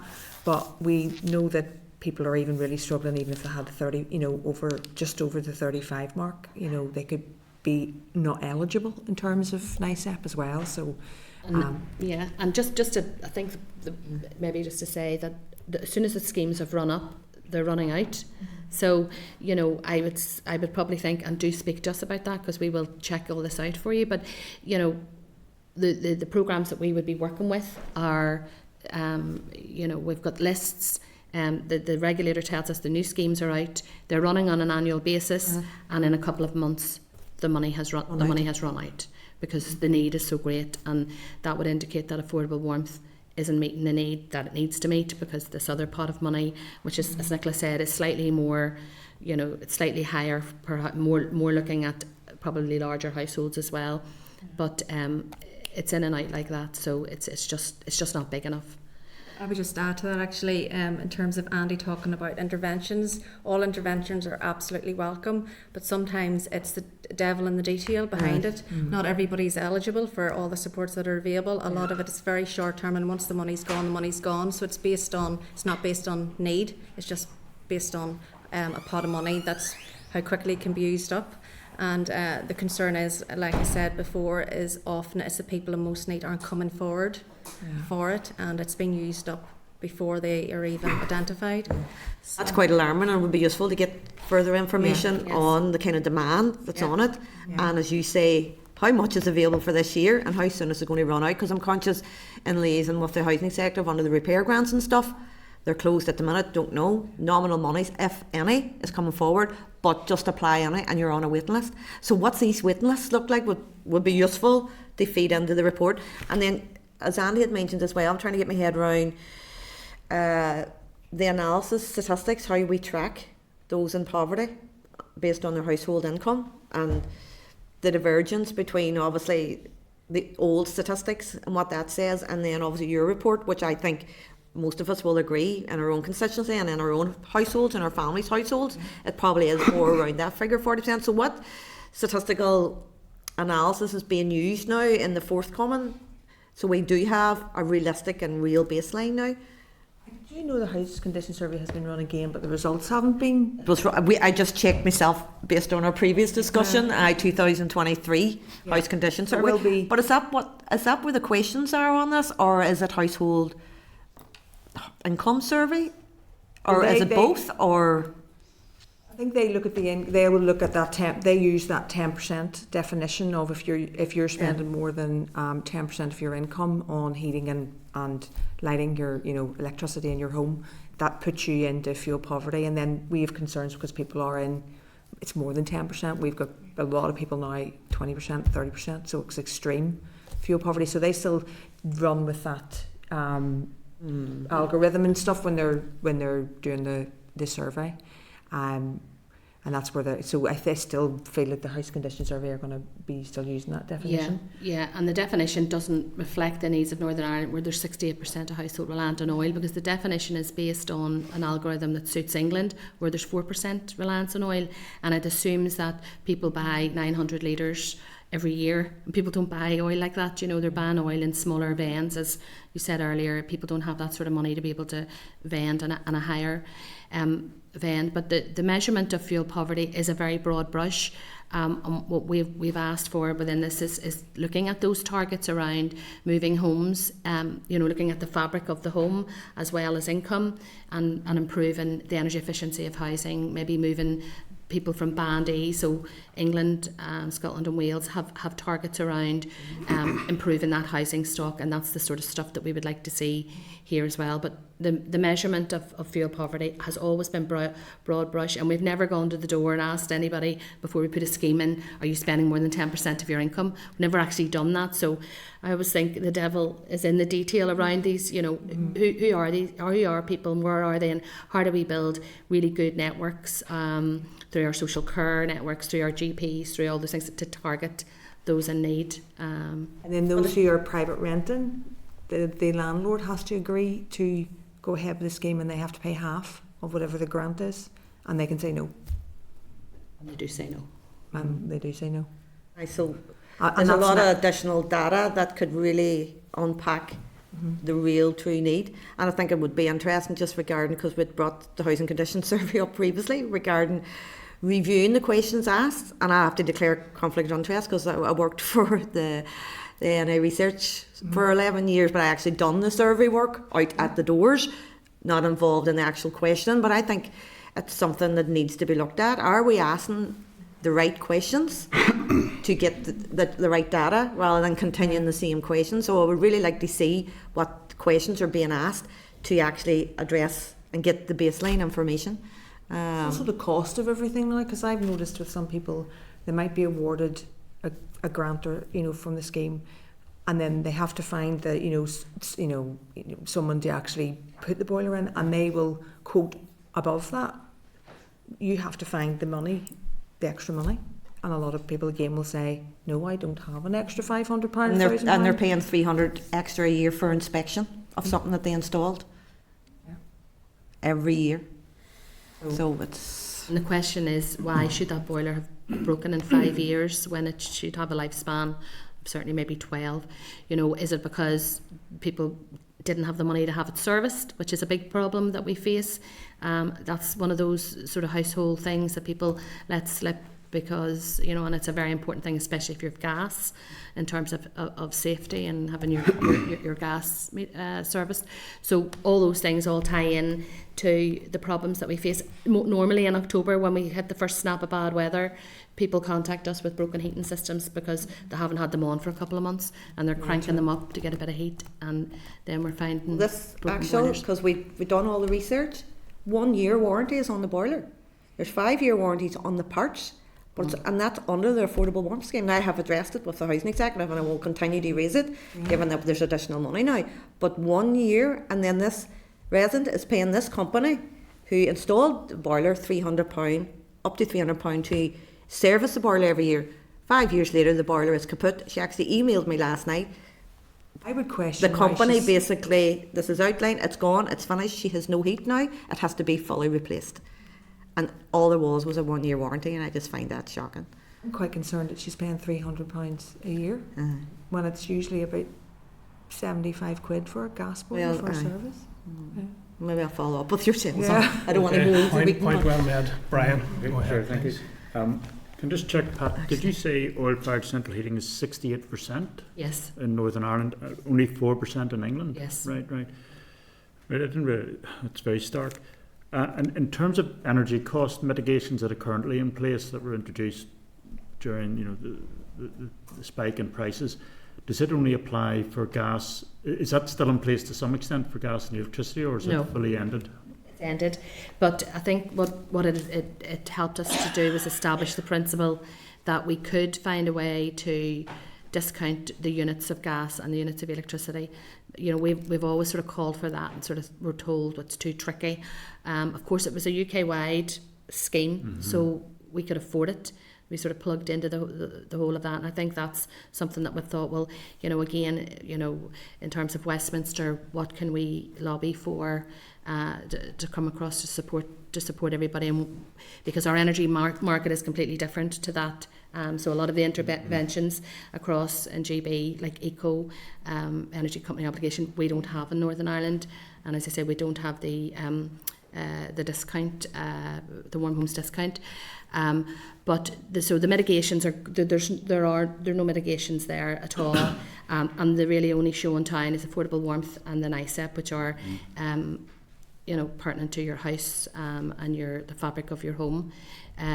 There was those one-off payments. I think there was 3 cost of living payments. They're gone, and of course they went to particular people on certain benefits, and we know that this issue is impacting on working homes, working families, who are also reliant on benefits as well. So that term that was once maybe used, reliant on benefits to people who didn't work, that's not the case anymore. And when we're using that, I think we need to be mindful of that. So the issue is really people have been left, and they might have got a bit of a bounce back because we had an energy price guarantee, which is nearly halved what you would have been ordinarily paying at the height of the crisis.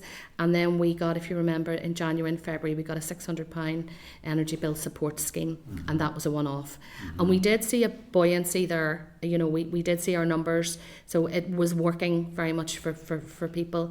But what has happened is that it gave people a false sense of security, and then all of a sudden people were saying, what's happening here? I can't afford. So those interventions took a while to feed through, but they made a real difference to households, but they're gone. But they're Just to pick up on that, if you don't mind.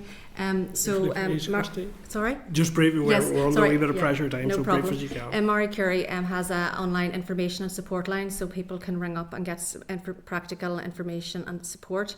And it was very interesting that the staff who man that helpline has said that they find it much more difficult to find practical and financial support in Northern Ireland than in other places, to the point that Pat makes about there not being as wide a range of programmes and financial support grants available here, even through the energy suppliers. And I think maybe part of that is because of oil being so predominant here, that it can, and there's not as much that the oil industry say they can do for their customer base. And just on the point of oil, because has been made by a couple of members, that it is a real issue, that it's not a regulated industry, in the fact that the utility regulator is there to really support energy and or the electricity suppliers to do, and the gas suppliers to do more for their customers, and there's not that same level of support and encouragement to the oil industry. I mean, as you're saying there, Pat, about in terms of support for working poor and people who are not receiving benefits. I mean, well, it's slightly different, but people in social homes, certainly in areas like Glencoe and Ballysillan, there's been a very good insulation scheme, ERDF funded, with for single brick layer properties receiving external insulation, new roofs, new double glazing, and the tenants there told me how great they are, but literally next door, if someone's bought their house, they weren't able to benefit from that, and it's now just very pepper potted, and you can see just looking around those areas and the difference it is then in their prices. 2 very quick questions, Chair. Just want to clarify, has the consultation now ended then, or is it still ongoing? I know there were some workshops. Yes, recently. the workshops we're wrapping up today with a sort of a feedback session, and the consultation will be with us in a couple of months. I think maybe September, October. And will it come back to committee then to us, or it just goes to the department then? But anyway, The department's consultation? Well, as a committee stage, is it for the strategy, is it coming formally to committee? No, the result of it would. Right. But they don't formally come to the committee for us to feed into it, no. Right. Will there be a bill as such from the field poverty strategy? Not necessarily, unless the strategy identifies a requirement or a need for a bill. Not automatically. It could lead to some elements of policy change or changes in regulations. Yeah. Not necessarily a bill. Right. Okay. Well, very briefly, if I could ask, Chair, in terms of the home heating model of the future, I mean, is there going to be a phasing out of natural gas, and then will it, in terms of infrastructure that's going in, will it be a different type of gas then? Well, you know, we had a concern around, you know, the gas industry tell us they can green up gas, so then we should be okay. You know, the pipes that we have here are different to England, and one point we were talking about hydrogen, but I think that's gone now. So there's greening up gas, and then there's electrification. You know, to be honest, as NEA, maybe, you know, not because Fuel Poverty Coalition members are suppliers as well, but as NEA, we would like to see more evidence around that and how that leaves people sitting. We don't want to be in the north of Ireland where we have a south who are doing out, taking away gas boilers, and England, Scotland and Wales taking gas boilers and being stranded with an asset that doesn't necessarily stack up. We, in all our consultation responses around that area, have asked those questions, and you know, we haven't seen the evidence of that yet, but you know, that's what we're being told. Where gas is there and gas is available, we can green that up to meet our net zero targets, and we will, in those other areas, plan out electrification in and around the, you know, boilers or source heat pumps, ground source heat pumps, and that sort of mix. Okay, thanks. Okay, thank you, and thank you for bringing that important focus again. Those are very, very important briefings this morning, and this one no less than that. So thank you for your attendance, and good luck with your work as you continue to input into the strategy. I think it's a very important engagement. So thank you all for attending this morning. Thank you very much. So thank you, members. Any follow-up actions then, members, or correspondence in relation to that briefing? Clerk, have you noted something there from? Was there something from Ciara? By way of a further request? No? He asked for further data. Just further data from themselves in relation to what data they're using. We'll follow up with the Fuel Poverty Coalition on the data. Okay, well, members, thank you. Could I just do a follow-up just from the previous presentation? Yeah.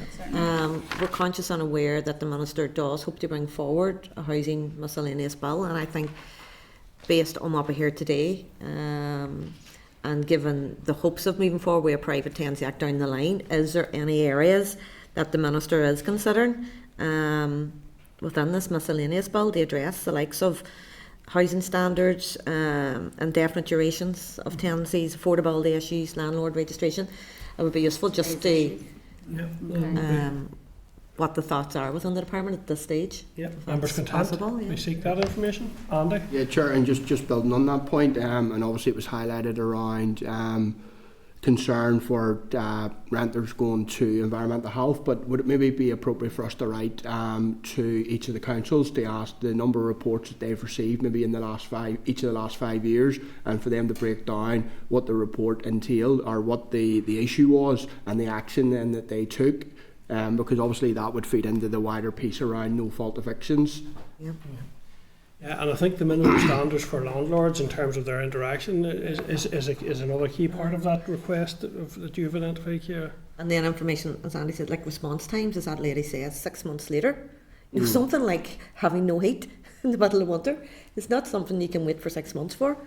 They're with a process. Especially when they're the point of contact in terms of taking that action, you know, that's where you go to. They have the authority and the responsibility, councils. So you would imagine it should be much more proactive than that. I just confirm. Sorry, Militia, go ahead. Go ahead. I just wanted to confirm the action to write to all local councils in relation to the number of reports to environmental health relating to housing problems over the last 5 years, the actions taken, the response times and the action taken in relation? Is that everything you asked? And probably tenure as well, because whether you're in a social home or a private, you would still, although you would contact a social housing provider, there's many occasions with no response you've had to go to environmental health. So it might be just interesting regarding tenure as well, across tenure. Okay. What level of detail are we asking for there? I mean, we're not wanting every single case, are we, reported to environmental? Oh, it's just numbers, just numbers. Basically, Just, damp and mould, Right. private rented sector, action, warning, that high level detail. Just because some of them would have hundreds or thousands, I'm sure. Right. Yeah, well, it should Be interesting across to do a comparative. More than we know if there is that level. And as all councils, do they track? Are they consistent in what information they track and report at a local council level? I'd be interested. You could tell yes, Claire I've got that one. Melissa? Thank you. Sorry. Just the one area that really concerned me there, when the comment was made that a person could be evicted and the premises that they were evicted from was then being utilised by other, what essentially are arm's length bodies, was say, from government, in terms of placing other tenants into that property. Emergency accommodation. Completely, that really, really concerns me, and I would have thought that they would have the information to know that someone had been evicted purely for that reason, that they wanted to sort of maximise profit or fitted somebody else's agenda. And I do think that that's an issue that we should be able to address, and in particular we'll say if it might even require legislation in order to address it, but I do think anyway that an issue should be addressed to the agencies that will utilise that type of property, because they're bound to be well enough aware of the fact that someone's been evicted from it. Mm-hmm. So are you asking us to get to the bottom of if that can happen? That can happen, and who benefits from it. I'm not talking about the landlord here per se, just in the money that he would receive, but in fact the other, what are essentially arm's length bodies from state that actually will maybe meet some of their objectives by placing other tenants in there, you know. So which ALBs or government service providers are placing vulnerable people in need of emergency accommodation in houses in the private rented sector? Yeah. It would only be the housing executive, wouldn't it? Could be the housing executive, it could be other housing agencies as well too, or trusts or whatever, you know. But I make the point that's where the very term boycott came from, and actually people being evicted and others being placed into their property or the likes of it, you know. I think, and obviously, maybe through the NIO office or something, but they did mention those that are currently providing accommodation for asylum seekers. Yes, and the contract is through NIO office. So, is it something we write to the NIO office that it has been raised here in committee today? We're quite alarmed that such a practice may take place, and for ask them to look into it. Yeah, how they prevent. How they ensure that any property that is purchased or rented out on a long-term lease by that company, ensure that the premises were not previously available after a conviction or eviction. It has only become available because they have evicted, probably unfairly or unjustly, a tenant. Available due to a no-fault eviction having taken place. Yeah. I think that's really concerning in this day and age. It is that issue whereby ones are selling up, and if those houses are available and that company goes to buy them, because we all know I've most definitely have had numerous individuals who all of a sudden, after living 15, 20 years in a particular community, quite vulnerable, older people, couples, families, and they're told them selling up and are left homeless, and we've all seen that increase. And selling up who's purchasing their properties. I don't know how we get that information, but... So the letter will go to the housing executive and to the NIO, asking how do they ensure? Okay. Yeah. That the property is fit for habitation. Yeah. Okay. And has not become available due to a no-fault eviction having taken place. Okay. Okay, members, thank you for that. So moving on then, swiftly as we can to agenda item 8, SR 2024/131, Pensions 2005 Order, Codes of Practice, Revocation Order NI 2024. That's at page 79. So members, we considered this at the SL1 stage at the meeting on the 13th of June, when we were content for the department to proceed to make the rule, which we now have before us. So have members any objection to the rule? No. Well, therefore, can I put the following question, members, that the Committee for Communities has considered SR 2024/131, the Pensions 2005 Order, Codes of Practice, Revocation Order NI 2024, and has no objection to the rule, subject to the Examiner of Statutory Rules report. Are members agreed? Agreed. Thank you. Members, item 9 then, correspondence. I refer you to the memo at page 87 of your pack. Do you have, members, any comments in relation to items? And I just do want to comment on item 9.10 there, which is from the Clerk of the Education Committee regarding Gael Lynn funding. So I welcome that letter from the Chairperson of Education, Nick Matheson, which is pressing for the Ministers for Communities and Education to fund the Skull Sprigha Okaji Kilirha scheme. It's been described there as meagre funding for a scheme with such considerable reach and impact. So for members' information, this is a relatively new accredited scheme which encourages the promotion and use of Gaelic in English medium primary schools. A brilliant initiative, in my opinion. I would, as chairperson of this committee, agree and think that we should also write with the same effect to join with the chairperson for education in asking for this to be delivered. There's clear benefits from bilingualism, even to a limited degree. They're well known, well evidenced. And this scheme, I believe, has the potential to deliver a lot in terms of learning, academic achievement, but also in terms of delivering more inclusive school environments and celebrating cultural diversity within our classrooms. So are members content that we write? Yeah, August, just by way of home, so a couple of focal Rafish and Foster. I'd like to say just a few words about that as well. Tan scheme Shaw Harbar, this is a great scheme within the English-speaking primary schools and so on, and substituting children and that to language skills. And we know ourselves that there's something that we have often been criticised for in comparison to what happens, we'll say, on the continent, that where other nationalities and so on have a fluency in not just one, but 2 and 3 different languages. And in fact, in this perspective, apart from the promotion of our native language, Irish, it also is developing the capacity of children to learn and to develop their facility within other languages and that as well. And I'd be greatly worried like that if in fact that this can't be seen to be supported, say, within our departments here within the executive at the present time. So I'd welcome the fact that that letter would go to the Minister and actually raise this issue with him. Any other members content with that?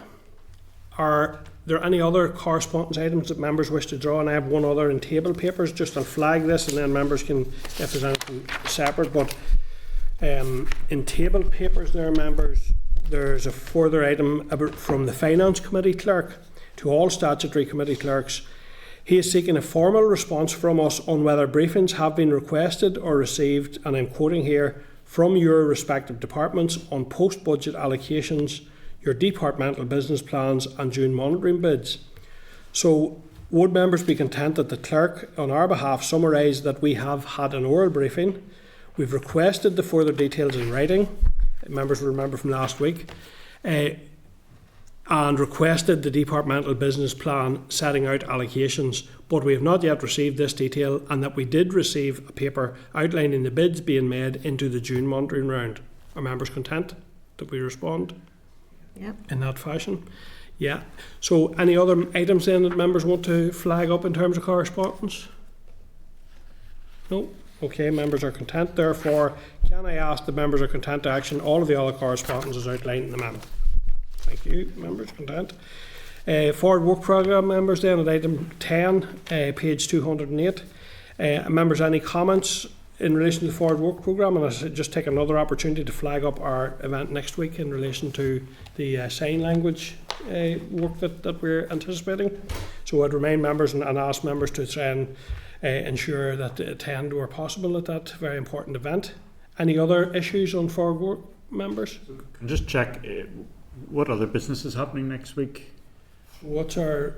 Is there other business then? It would just is there a meeting be at 10? matters arising, correspondence and any essential stuff that will come in. It's anticipated to be short. Right. And that's effectively our last meeting, so we will need to maybe sign off on a few things. So anything like that, we can't fully know what might come in, but there may be other items that come in that we need to take a view on. But we're looking at a short meeting, we hope, on that. Okay. I've a clash that the Shankill Women's Centre, the new centre, has been launched next Thursday morning. So anyway, I'll try and manage between the two events. But anyway, okay, it'll be a brief meeting. But then we do have the deaf community event as well. It's scheduled from 10 to 11, and the other events 11:30 to 2. Yeah. Okay. I'll work that out. Okay. Thank you, members. So, any other item 11 is any other business? Do committee members have any other business today? No, thank you. And final item 12, date, time and location of the next meeting. Our next meeting will be at 10 a.m. on Thursday 27th of June here in room 29 in Parliament Buildings. The meeting is now adjourned. And I'd ask for confirmation to come back that we are... Committee room 29, sound.